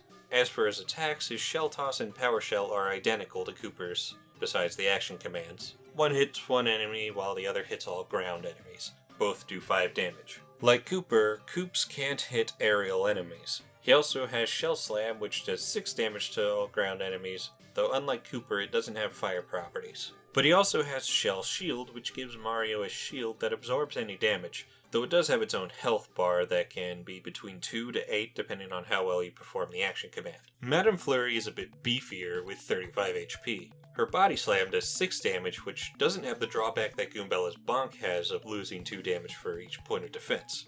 It can also target enemies on the ceiling, but it can't hit enemies with spikes on their head. Her Gale Force is similar to those moves from the first game where they remove enemies from battle instantly if successful, but unlike those moves, you actually get star points for using it, which makes it infinitely more useful. Also, it targets everyone, and if the enemy is flying, you have a greater chance of them being affected. And it can get rid of fog. This is actually a pretty good move. She also has Lip Lock, which does 6 damage, while also healing Flurry for 6 HP, even if the enemy has less than 6 HP. And lastly, Dodgy Fog, which gives Mario the Dodgy status. The Yoshi has 30 HP, which you'd think he'd have less given that he's a newborn. How does he have more than Koops? Anyways, his ground pound works just like Bo's slap attack, doing 6 damage in a row that do 1 damage each. Naturally, this is useless against defense, but since it's a jump attack, it will knock over Koopas or any other shelled enemies, so it can be useful against some enemies with defense. Although it can't hit enemies on the ceiling. But Yoshi is way better than Bo because he doesn't just have multi-hit attacks. He does have one other with Stampede, which hits everyone for 6 total damage, but besides that, his Gulp is pretty good. He will eat one enemy and spit it at the one behind him, doing 6 damage to each regardless of defense. He also has Mini Egg, which throws 4 eggs that hit different enemies for only 1 damage, but it shrinks them, reducing their attack for a few turns. Vivian has a standard 30 HP. Her Shade Fist does 5 damage, although it is one of the more useful standard attacks because not only is it capable of hitting anyone, like Flurries, but without being hurt by spikes, but it also sets the enemy on fire, which will deal damage to the enemy each turn for several turns. So it hardly matters that it does 5. Her Veil is basically the same as Bo's Out of Sight, but nerfed a bit. Bo would lose her next turn if used, but Mario would still be able to attack. Veil, on the other hand, takes both her and Mario's next turn, so it's really only useful against those big charge-up attacks. Fiery Jinx is a really good attack. It's basically the same as Shade Fist, but hits everyone for 5 damage, and sets everyone on fire. And then there's Infatuate, which can confuse all enemies for 3 turns. Bobbery is tough with 40 HP, the most out of everyone. His bomb does 6 damage, though it can only hit grounded enemies, but it also gets rid of fog. Bomb Squad is an interesting one. You can throw 3 bombs, which you need to time right so they land near enemies, and after 3 turns, they all blow up, doing 3 damage each. Can potentially be pretty powerful if one enemy gets hit by multiple bombs. Hold Fast is a bit lame though. It's basically a guaranteed super guard, but you still take damage. Maybe it could have been more useful if it did more than 1 damage. But then there's Bombast. This is a costly move, but it is the best screen nuke outside of Supernova, doing 8 damage to everyone. You want to bring the pain? You do this. And lastly, Ms. Mouse ties with Koops' low 25 HP. Her Love Slap is a nerfed Electro Dash. It pierces defense, but it can only hit grounded enemies, and it only does 4 damage. Kiss Thief is pretty situational. See, enemies can hold items and use them against you. This move can steal those items. It can also steal badges from enemies if they're holding them. Tease can make multiple enemies dizzy for a few turns, and Smooch basically converts 10 FP into 10 HP for Mario. We actually have 1 less partner than the first game, and Ms. Mouse is optional, so that's 2 less if you don't get her. But I think that's fine because overall, these partners far surpass the ones from the first game. The characters that are basically the same as previous ones are just better, and there are less redundant moves across the board, which means more partners stand out. You don't have multiple characters with basically the same move, and you have more variety. Bombette was the worst example of not having any variety. She had 3 attacks that were basically the same and did the same damage. The only difference was who it was targeted to. Bobbery has 2 of those moves and 2 original moves. Bo was useless against enemies with defense, but the Yoshi has other abilities making him useful in more situations. We also don't have 3 partners with a variation of that move that removes enemies from battle. We only have 1, and it's better than any of those versions from the first game. Even more so than the previous game, every single partner has their own uses, and there isn't a single partner that's overpowered like Watt, so they are much better balanced. Now some people like to say that Vivian is overpowered, or that she's the only good one, and I have to say, if you think that, you haven't experimented with the other partners. Vivian is a pretty good character. But let's see here, can she potentially hit an opponent an infinite amount of times, or give Mario an extra turn like Goombella? Can she give Mario a shield that makes him immune to damage for as long as the shield lasts without wasting his turn like Koops? Can she heal herself while also dealing 6 damage like Flurry? Can she pierce the defense of 2 enemies at once like the Yoshi? Can she deal 8 damage to everyone like Bobbery? Vivian has 2 really good moves, her default attack and Fiery Jinx, but her Veil is pretty situational and Infatuate isn't all that useful. Again, she is really good, but she's not the best in all situations. But let's take a look at the other end of it. While people claim Vivian is overpowered, even more people claim that Flurry is not just underpowered, but flat out useless. And I'll admit, I was kinda in that camp for a while now, but after examining her moves, is she really useless? I mean, until you get Bobbery, she has the most health out of everyone, so she's an effective tank. She also hits just as hard as Bobbery with her default attack, plus she is the only one who can hit enemies on the ceiling before you get Vivian. She can leech health from enemies and blow everyone away, so what makes her useless? I guess with Gale Force, it isn't guaranteed to work, so some people may not want to use it. And admittedly, I haven't tested its effectiveness on late game enemies, so who knows if it's worth using at that point. But I did get some good use out of it earlier in the game, so I wouldn't call it useless. Well, with her Body Slam, it can hit enemies on the ceiling, but so can Vivian's, and unlike Vivian's, it can't hit spikes, so you could argue Vivian is just better for that. Even though Flurry does 1 more damage, Vivian sets the enemy on fire, which effectively balances that out. Bobbery also out-tanks her with more health. And Dodgy Fog is rather dodgy in its effectiveness, but I don't see any issue with Lip Lock. Flurry definitely isn't the best, but I think people underestimate her. Unfortunately, I think Koops is a contender for being the least useful. His Shell Toss does 5 damage, but it doesn't have the benefit of setting enemies on fire like Vivian, so it's rather weak. Power Shell can only target enemies on the ground and also only does 5 damage, so moves like Fiery Jinx and Bombast outclass it. Though it does have the advantage of being pretty cheap. Seriously, Bombast costs 9 FP, so Power Shell still has its purpose. But Shell Slam just isn't good enough. It uses the same amount of FP as Fiery Jinx, but just doesn't match up. He even has the least amount of health, and his 1 point of defense doesn't make up for that much, especially with his weakness of getting knocked on his back. Though Shell Shield is pretty good, even if it won't last long. I hate to say this about Koops, as he's my favorite character, and I tend to use him a lot longer than most really should, but he's a bit underpowered late game. He's really good early on though, and I still wouldn't say he's useless. The only character I would say could be useless is Ms. Mouse. She also has the least amount of health, but no point of defense, and her only attack is the weakest of them all, only doing 4 damage. It does pierce defense, and I know I said Watt was overpowered because of that, but it is worse than Watt's in every way.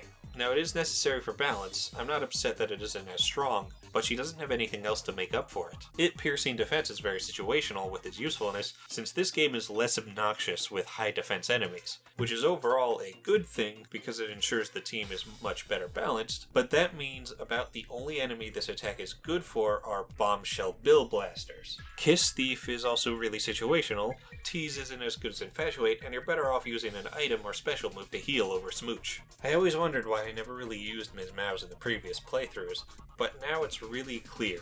If anyone is useless, it's her, not Flurry. But I'd say having one underpowered character is better than having one overpowered character, and thus the partner balancing is much better here than the first game. And that's the battle system, a major improvement from the first game. I'd say not a single thing was done worse. Every change made was for the better. I know I've said I don't like turn-based combat and that Paper Mario was the exception, so this statement might not mean much to those who like it, but this is easily the best turn-based combat I've ever played. Now, another thing this game greatly improves on is how it opens. The prologue in the first game kinda dragged. You didn't have many options in battle because you lacked action commands, so every fight before you got them felt scripted. In this game, you not only start with the hammer, you also have the ability to perform action commands immediately. Your first fight is a bit scripted.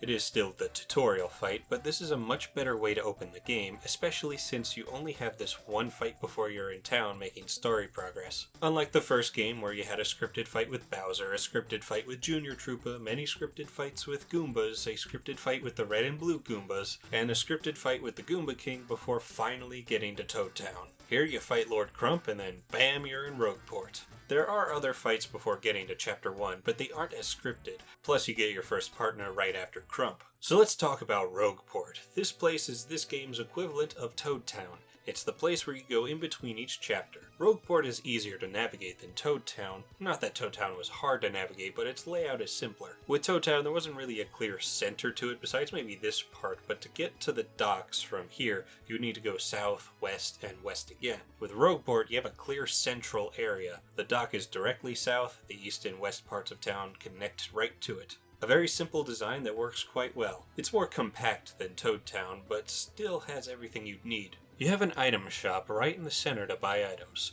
Works exactly the same, but now every time you buy something, you get a shopping point. When you reach certain goals, you'll get a free item. You can check what items you get in the store, but it's not really worth constantly buying things to get them. Right next door is an inn. Inns replace the Toad houses. They still fully heal you and restore FP and star power, but this time for a price. Yeah, you have to pay for it now. Same goes for the health blocks found in the world. It's pretty cheap and you'll be rolling in money, so it's not a huge deal. Although you can sleep at an inn for free if you find an inn coupon. It does take up an item slot, so it can be annoying if you want to hold on to them. But you can still store items in shops, which is more important here than last game, but I'll go over that later. From the inn you can find a badge shop, which is similar to the one in the first game, but it has more badges available at a time. And you now can sell badges, which is the best way to make money. Also in this part of town you can find this guy who sells rare badges. It's here where you can buy the W emblem badge, which gives you Wario's colors, and later in the game you can find the L emblem, which gives you Luigi's. But if you wear both of them at the same time, you become our Lord and Savior Waluigi. All hail to the great and mighty Wa. The last thing of importance in this part of town is Zest Tea, who is exactly like Taste Tea.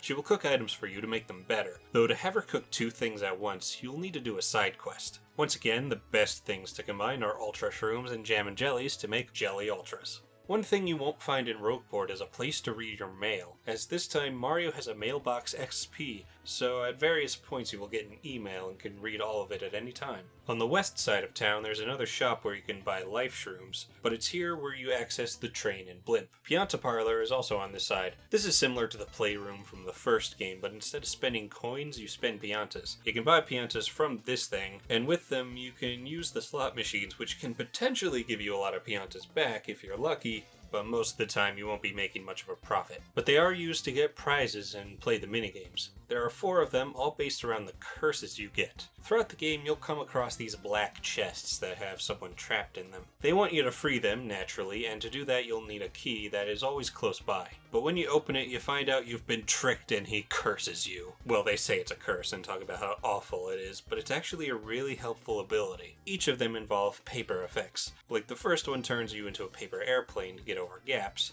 The second has you flipping sideways to get through bars and grates. The third has you rolling up into a tube to move a little faster and get under small openings. And the last one has you turn into a paper boat to sail across water. Basically Sushi's field ability from the first game. They are used frequently throughout the game for general exploration, and these minigames focus on them. They are better than the minigames from the first game, but still I don't find them all that interesting. Nothing more than a distraction for me. Now for the east side of Rogueport, here's where Frankly lives as well as Merlin for upgrading your partners. There's also this NPC up here who will tell you some lore for some coins. Also, there's this guy who charges you to get past him. I recommend just fighting him. He's not too tough, and after beating him you won't have to worry about it anymore. Over here is also the main entrance to the Rogueport sewers, though there is also an entrance on the west side. Similarly to the Toad Town tunnels, this place starts out small but opens up as you gain new partners and abilities. There's quite a lot more stuff down here compared to the tunnels, like Merlee, who gives you a spell that, just like the first game, with this you'll gain all the same random benefits in battle. Extra attack, extra defense, extra coins, and doubled star points. Just like before, you can't rely on it, as it is random and may give you those boosts when they won't be necessary. But again, I don't see why people get so upset when it doesn't do exactly what you want every time. Because the times it does work in your favor, it's really satisfying. Like, look at this.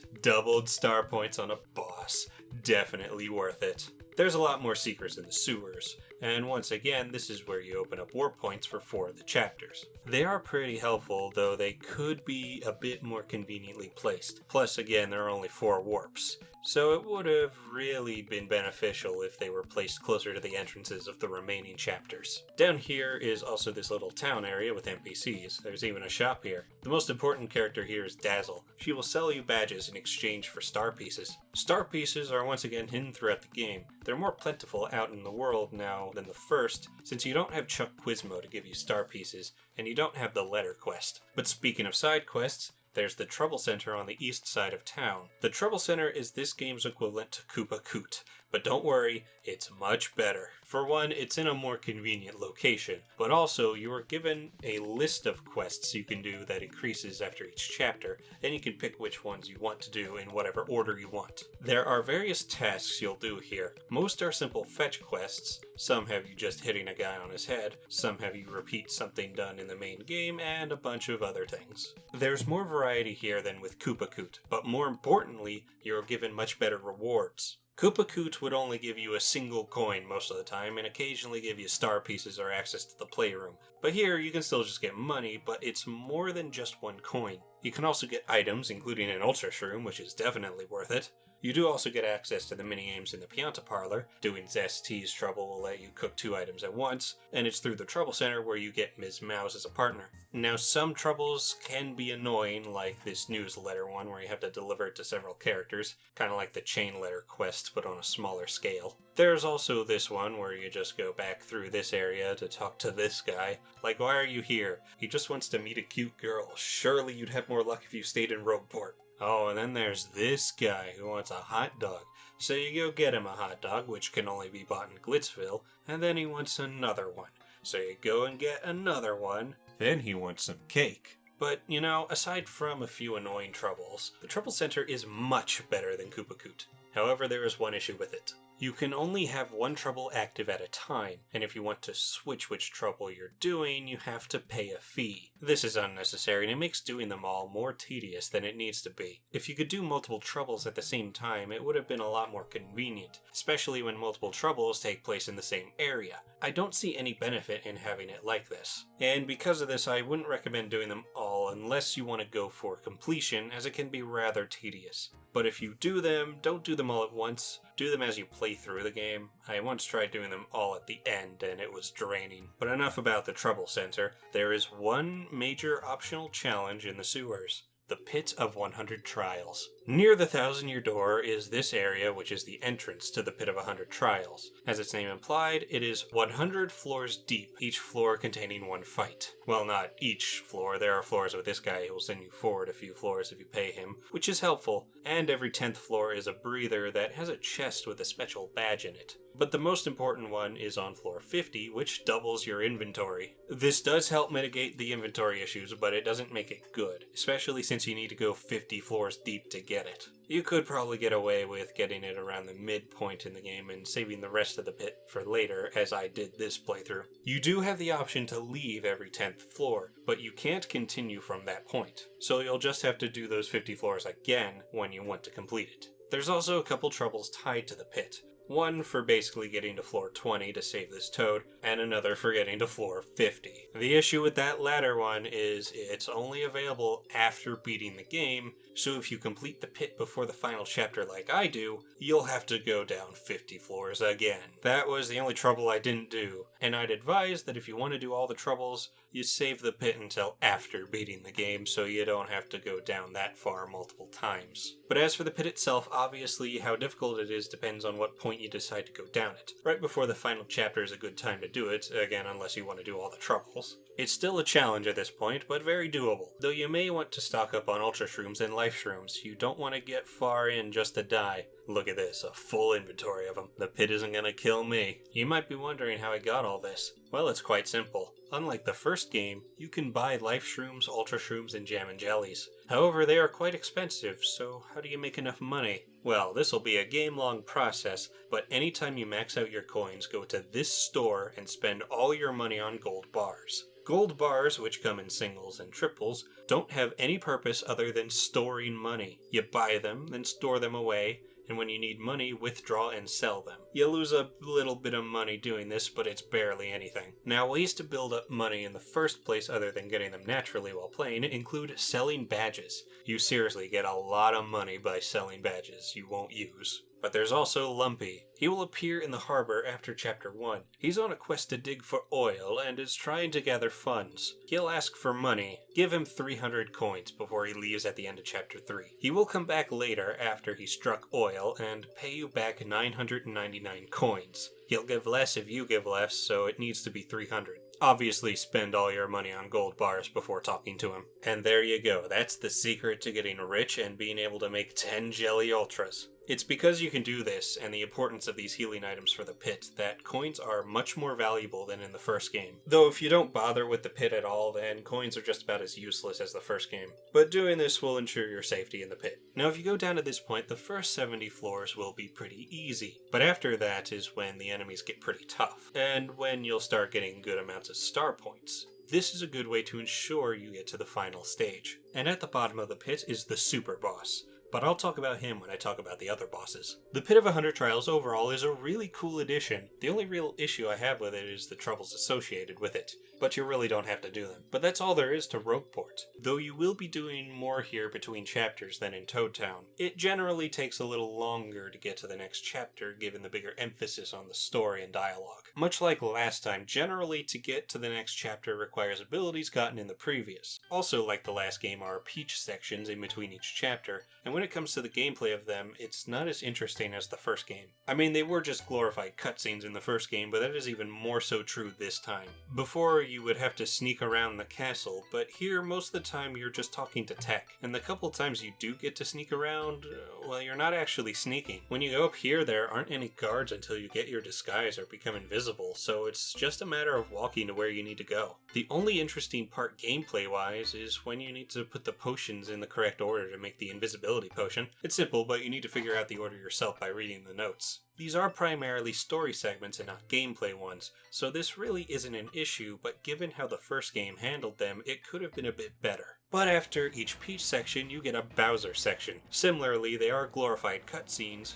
Most of the time you just walk around and maybe talk to someone, but that's about it. Although for 3 of them, you get to play Super Bowser Bros. These are really short sections, but hilarious. It's pretty fun flattening X-Nuts, and you get really big when eating meat. I love how you can get so big you can't get in the castle in the end. But not much to say about these sections. The Peach ones serve a plot purpose, while the Bowser ones are more for comic relief. Both break up the normal gameplay, and they do it well enough. But now for the chapters themselves. They are pretty similarly structured to the ones from the first game. You'll have a path or area with enemies and light exploration, a town area, and a dungeon-like area, with a couple exceptions. The path areas are more linear here than in the first game. Most of them are a straight line. There aren't any big open areas like the Dry Desert or Jade Jungle. Closest thing to them would be the moon, but even then not really. Now I have heard some people bring this up as an issue, but linearity isn't inherently bad. And while I would like there to be more open areas, the level design isn't hurt much by this. Besides, the first game wasn't actually non-linear, just had a couple open areas. The towns function the same as before, and the dungeon areas are the most puzzle-focused with plenty of enemy encounters. Once again, you'll be needing your partners to advance.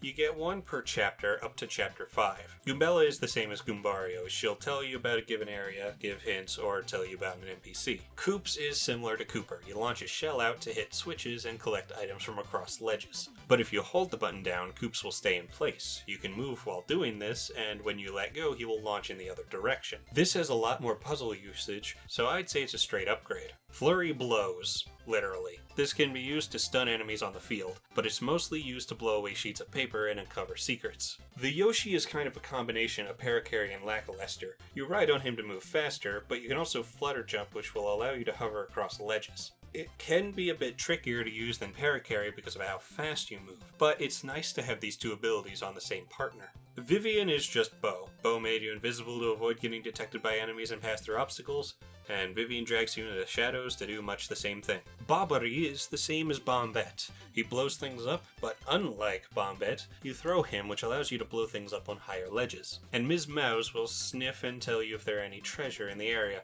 which is very useful for completion. She will point in the direction of the closest item, and do a flip if you are close to it. Even if you don't have her check, you could tell if you're close by looking at her, as she will sniff if nearby. But now for the chapters themselves. Chapter 1 is pretty similar to Chapter 1 of the previous game. You have a lush green path with Koopas. There's a village full of Koopas, you fight Fuzzies, and you storm a castle. But there are some differences. Like these ruins you go through before reaching Hooktail's castle, where you have enemies you need to use a POW block on. The bristles are pretty nasty, as you can't use your hammer on them. But then you get to Schwonk's Fortress and have to do a quiz. Pretty easy, but I love the way this thwomp laughs.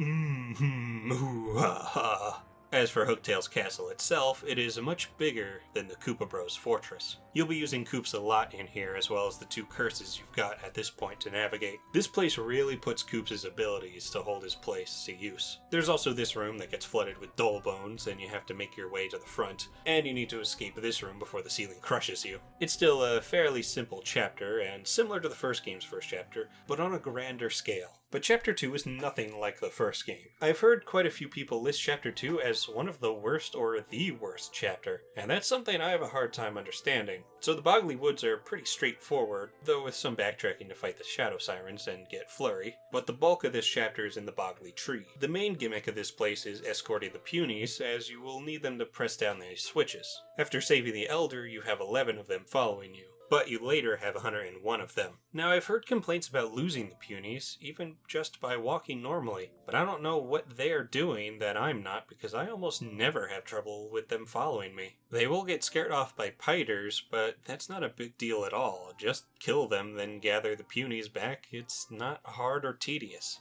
If you lose them and can't find them, you can go to the Elder to get them all back, but I can't remember the last time I had to do that. Seriously, it's not hard at all to keep them on you. That sounds more like a you problem if you lose them just by walking. Because look at me, just walking and not losing them. If I will list any issue I'd have with this chapter, it would be that a lot of the inside of the tree looks the same. So I can understand people finding it a bit hard to navigate, but at the same time, I've never found it hard to navigate, so I don't know. But the main gist of this place is escorting the Punies.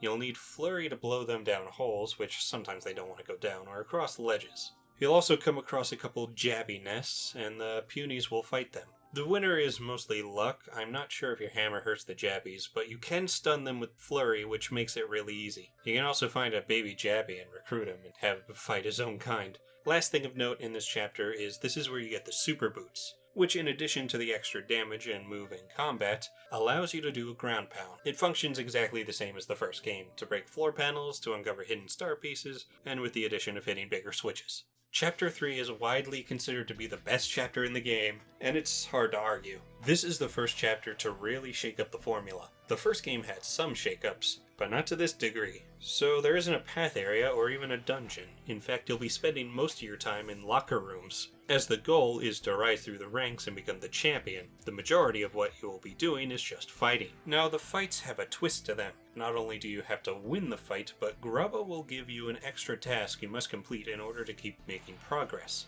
If you don't meet the conditions, you won't be able to challenge the next in line. Instead, you'll have to defend your rank from those below you, thus not making any progress. There are a bunch of different conditions that are randomly assigned when setting up the match. Be sure to pay attention to them, as it can be easy to skim through the dialogue and miss it, though it does remind you at the start of the match. Some of them can be quite helpful, like using a special move at least once, or win before taking 20 damage. Some can be inconsequential, like don't use items or appeal to the crowd. And some can be outright detrimental, like don't use your hammer or jump, or don't use your partner, or only use your partner, or just straight up take damage 5 times. Sometimes you can get quite unlucky and it makes the fight a lot more difficult, but most of the time it doesn't determine the outcome of the fight. Some may say this is annoying, but generally I like it, as since this is a chapter with a lot of fighting, it helps to spice up the fighting itself so it doesn't become boring. Now for the first half of this chapter, while you're in the minor league, all you're doing is fighting. The only other thing you do is rescue an egg from this hot dog stand. When you get to the fight that will put you in the major league, you have an impossible fight against the armored harriers.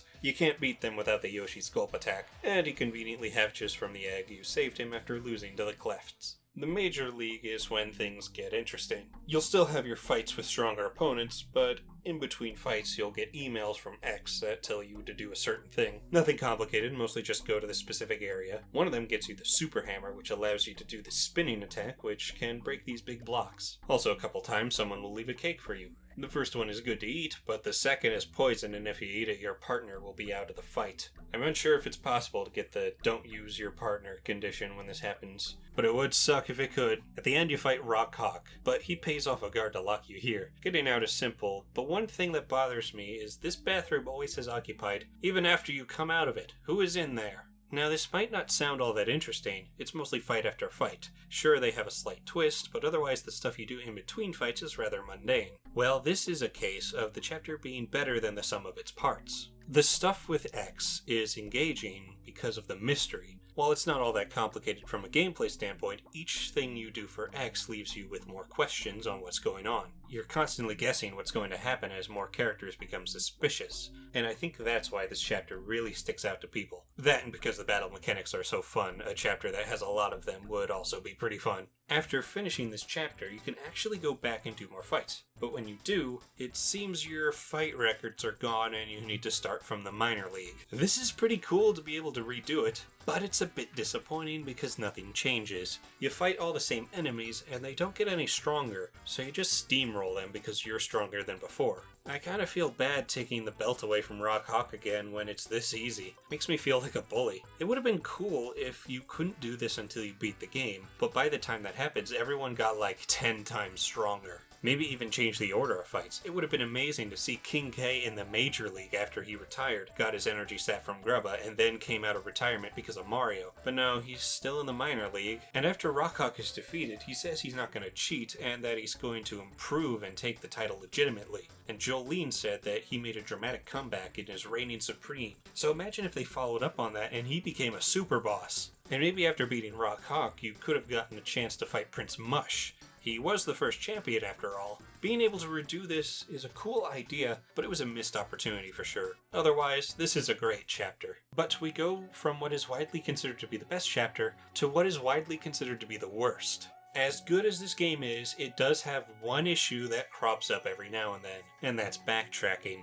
I've said it before, and this is far from the last time I'll say it. Backtracking isn't inherently bad, but this game does it poorly in a few places. One of those places is Chapter 4. So it starts out fine. You leave the town, go through this path, and through the woods to reach the creepy steeple. You go in and make your way to the top to fight Dupless for the first time. But then the twist happens where he takes your identity. From this point, you have to go back to town to recruit Vivian. Then you go back to the creepy steeple to find out Dupless's name and the letter P. Then you go back to town to confront Dupless. Then he runs away, back to the creepy steeple, and you have to go back. The entire chapter is going back and forth between these two locations, and that might have been fine, except the Twilight Trail is very narrow, making it difficult to avoid battles, and the enemies respawn every time. So it's a bit tedious every time you have to do it. Now, you at least go through a different part of the steeple when you go back with Vivian, but it's not a very long section. I think Chapter 4 would have been better if instead of taking this pipe to go into the forest, you just got to the creepy steeple. Have it closer to town so you don't have to travel far when going back and forth. Perhaps make the steeple a little bigger so getting to Dupless the first time isn't too quick.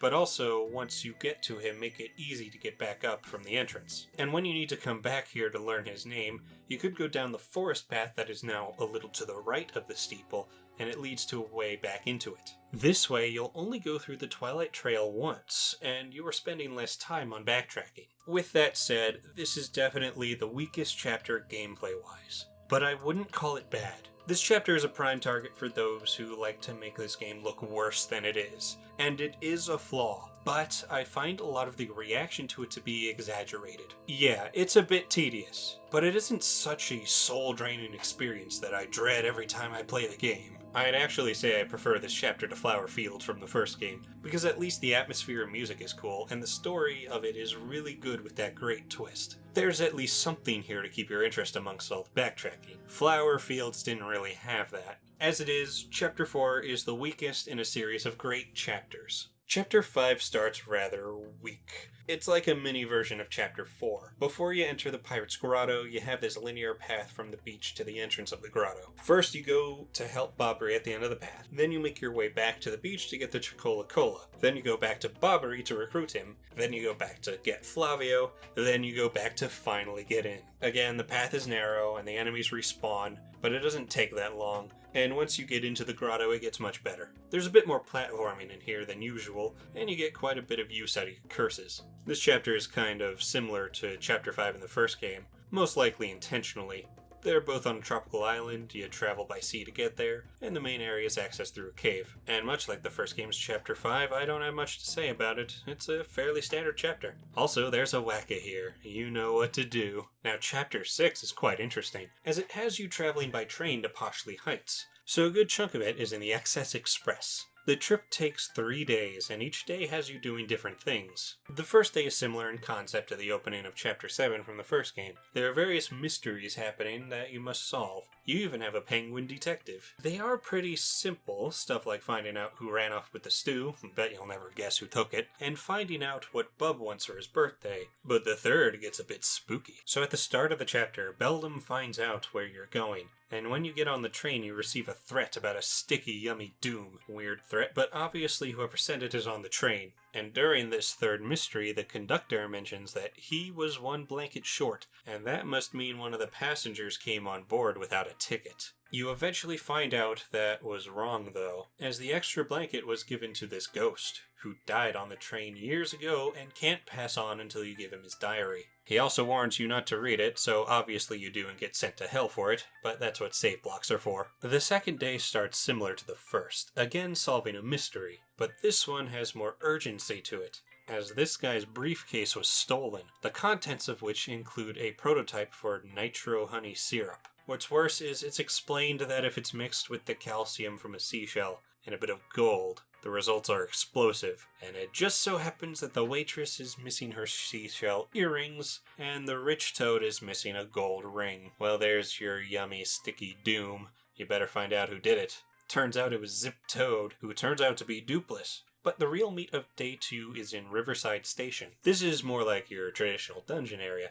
Nothing too special in here, although there's the section where you need your tube form. And here we have a puzzle so easy that it doesn't even qualify as a puzzle. Like, what is the point of this? It's in here where you get the Ultra Boots. They are a bit different from the Ultra Boots in the first game. After jumping, you hold down the button and rotate the analog stick to wind up a big jump. You can knock items off platforms like this, but its most prominent use is grabbing these poles to get over gaps. But Day 3 is just the boss, and there isn't much in Poshley Heights besides this part where you need to use the Ultra Boots. While on the train, it's not the most exciting chapter gameplay-wise. Overall, another great shake-up to the formula. Now, Chapter 7 doesn't start too well. First, you need to get the Ultra Hammer, which is exactly the same as the Super Hammer, but could break these stone blocks. But you start in the snowy path and reach Far Outpost. You find out that to get the cannon working, you need permission from Gold Bob and the cannon key from General White. Getting permission from Gold Bob is simple, just talk to him in Poshley Heights, but getting General White is a bit complicated. You may remember seeing him in Petalburg.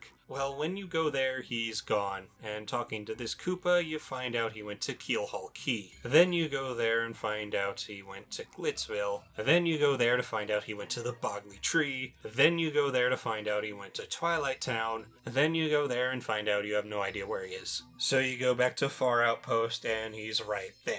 But then he's asleep, and you need to jump on him 1,000,000 times before he wakes up, and then you find out he's been looking for you this entire time. This right next to Chapter 4 is the most infamous part of this game, and I'm sure you can tell why. This is the worst instance of backtracking in the game. Now, you do have the warps to get to the locations quickly, but the issue is only 4 locations have them, and it might have been fine if the order of locations you needed to go to was different. But as it is, you have to constantly go back and forth between Rogueport and the warp rooms. From Petalburg to Keelhaul Key is fine, but then you get to Glitzville and you need to go all the way back to the blimp. Then you need to go all the way back to the warp rooms to get to the Bogley Tree. And then all the way back out to get to Twilight Town. If you did all the locations attached to the warp rooms, then Glitzville, then Twilight Town, and then back to Far Outpost, it would be a lot less tedious. Oh, and the best part is one of the troubles you can do is a shorter version of this, but at least that's optional. Now, while I will say this is the weakest part of the game, just like Chapter 4, I don't think it's as bad as people make it out to be. Yeah, in the moment it's a bit tedious, but let's be real here.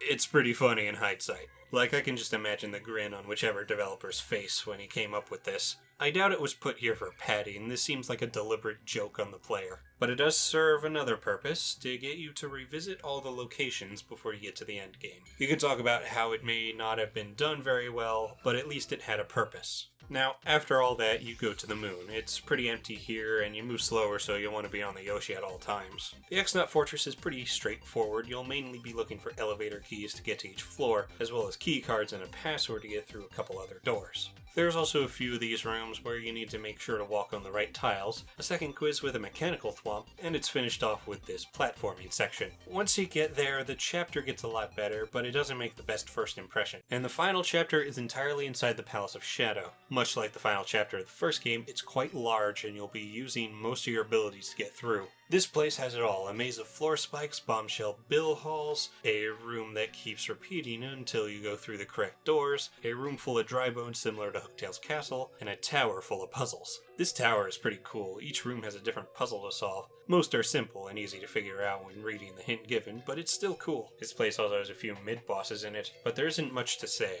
It's a really good final area. And with that, the only thing left to talk about is the bosses. I was a bit underwhelmed by the bosses in the first game, since most of them had a weakness that trivialized the fight. Only the final 3 offered much in the way of challenge. But I can easily say that isn't the case in this game. The bosses are much better. First up is Hooktail, and this is the only one with a significant weakness. If you equip the Attack FX badge found in the castle that makes your attack have a cricket sound, it will make Hooktail sick, dropping her defense and attack, making the fight easier. This is a really good way to handle a weakness, because it makes it easier without removing all challenge. With the Koopa Bros, you knocked them on their back and they couldn't attack for a few turns. With Tub of Blubba's heart, most of the time he would charge an attack that is easily avoided by using out of sight, thus he doesn't hit you much. With the Lava Piranha, using water-based attacks in its second phase would immobilize him for a few turns. But here, the weakness doesn't prevent Hooktail from attacking. Being the first boss, Hooktail is very simple, but she does have one trick up her sleeve. When you deplete her health, she'll try to offer you some things, including the opportunity to sniff her feet.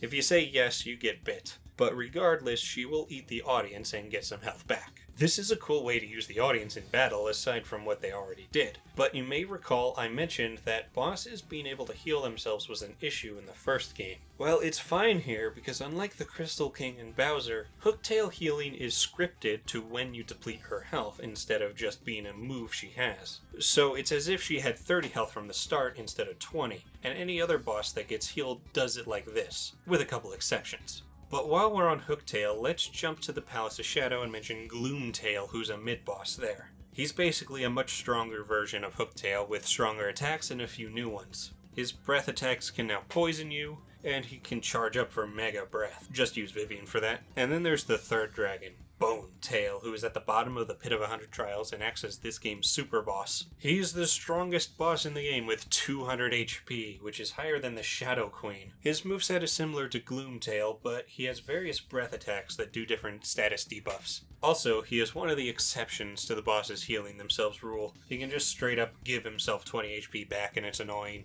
Otherwise, it's a pretty fun fight, although a bit disappointing that the super boss is a stronger version of 2 other bosses. If Gloomtail didn't exist, then it would be fine as a test to see how far you've come, but it's not a big deal. Magnus von Grapple's main gimmick is shooting his hands out, which will each act as a different enemy. He can also flip Koops over, so be careful. I died here by being too stubborn to switch from Koops. Otherwise, this is pretty straightforward. Macho Grubba is pretty unique. He likes to give himself more chances to attack, meaning he can attack twice on his turn. He will use one turn to give himself a buff and the second to attack. The kinds of buffs he can do are the typical attack and defense buffs, but also make himself dodgy, and he has a charge. His attacks aren't all that hard to superguard though. Once I managed to superguard all his attacks right until near the end of the fight where I messed one up. Almost had it perfect. Dupless you fight twice. The first fight is simple, he doesn't have any fancy moves, but he will mimic Mario and do jump and hammer attacks. But those are also pretty simple. The second fight is the same as fighting him in his Mario form, but he also has your partners on his side. He starts with Goombella, and if you beat her, it changes to Koops, and so on. You don't have to beat the partners. You don't even get star points for it. But if you're up for a challenge, try to beat them all before Dupless. Cortez only has 20 HP at the start, which is quite low, but once that is depleted, he gains it back with a new form. He has 3 forms. The first form is fairly simple, but the second form he focuses on charging his attack.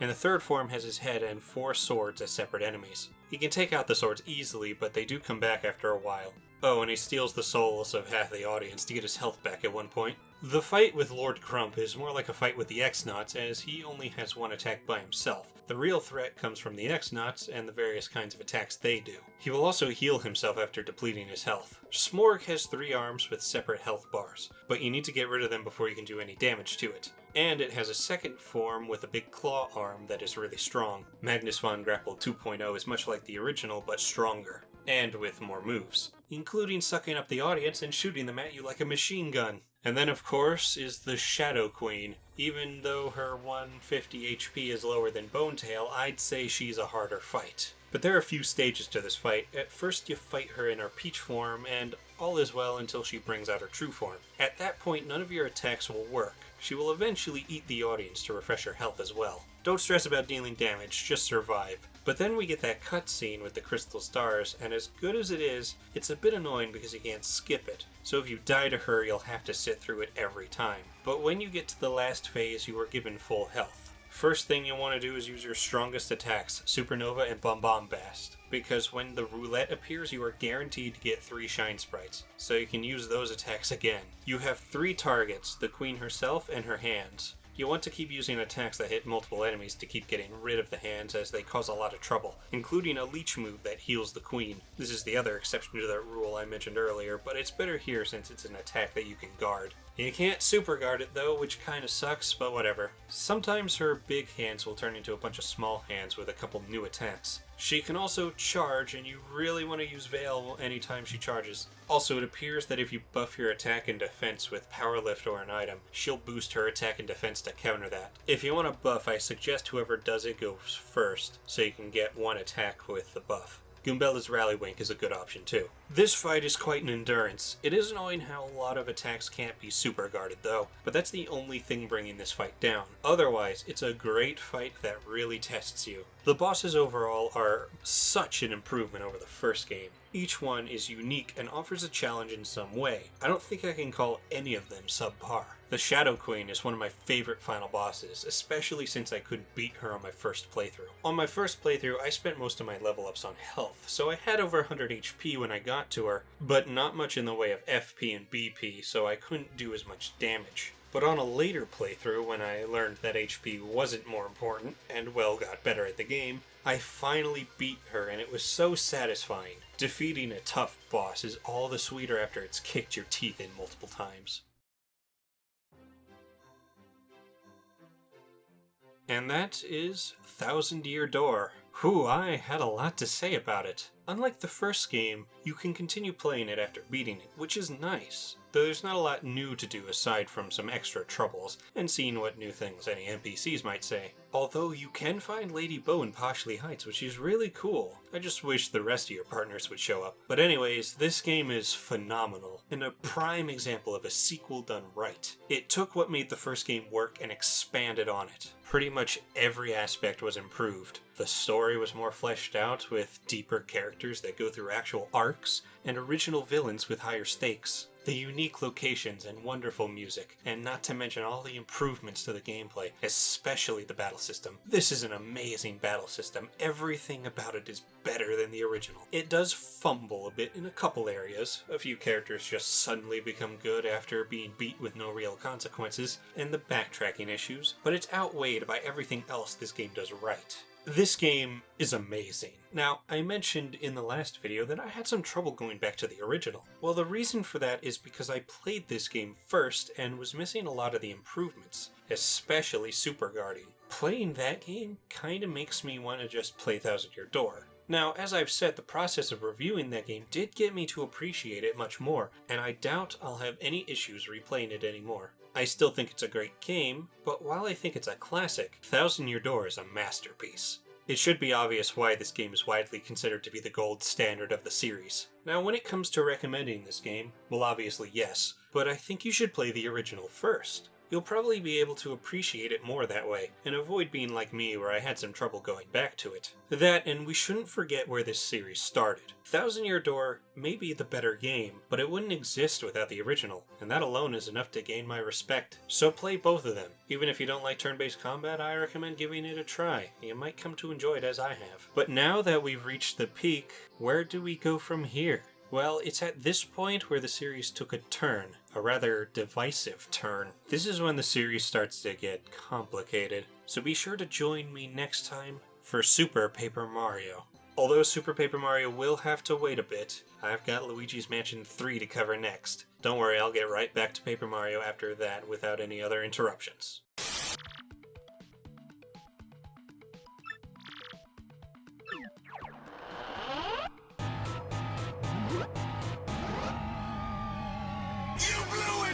You totally screwed yourself! Nobody enters my home and leaves in one piece!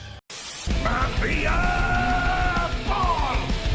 Whew, that was a long one. If you made it this far, I hope you enjoyed it. Put a lot of effort into this one. Any feedback is appreciated. If you enjoy my videos and want to support me, I have a Patreon. So far, the only reward I have available is getting your name at the end of major videos like this one, which I'll get to in a second. I'm planning on adding another tier soon where you can watch the video a day early, so look out for that if you're interested. I occasionally give updates on my community page, and if you want to talk to me about anything, I have a Discord server. It's the best way to reach me. That being said, I want to thank my patrons. Only got 2 so far, IKG Productions and Morpho, but I very much appreciate both of them. IKG Productions is actually a friend of mine, and a fellow YouTuber. Figure a good way to repay his donation is with a shout out. He has similar content to mine. I recommend his Sly Cooper review, and if you liked Luigi's Mansion Dark Moon more than I did, you may enjoy his review of it. But that's enough for this video. I'll see you guys later.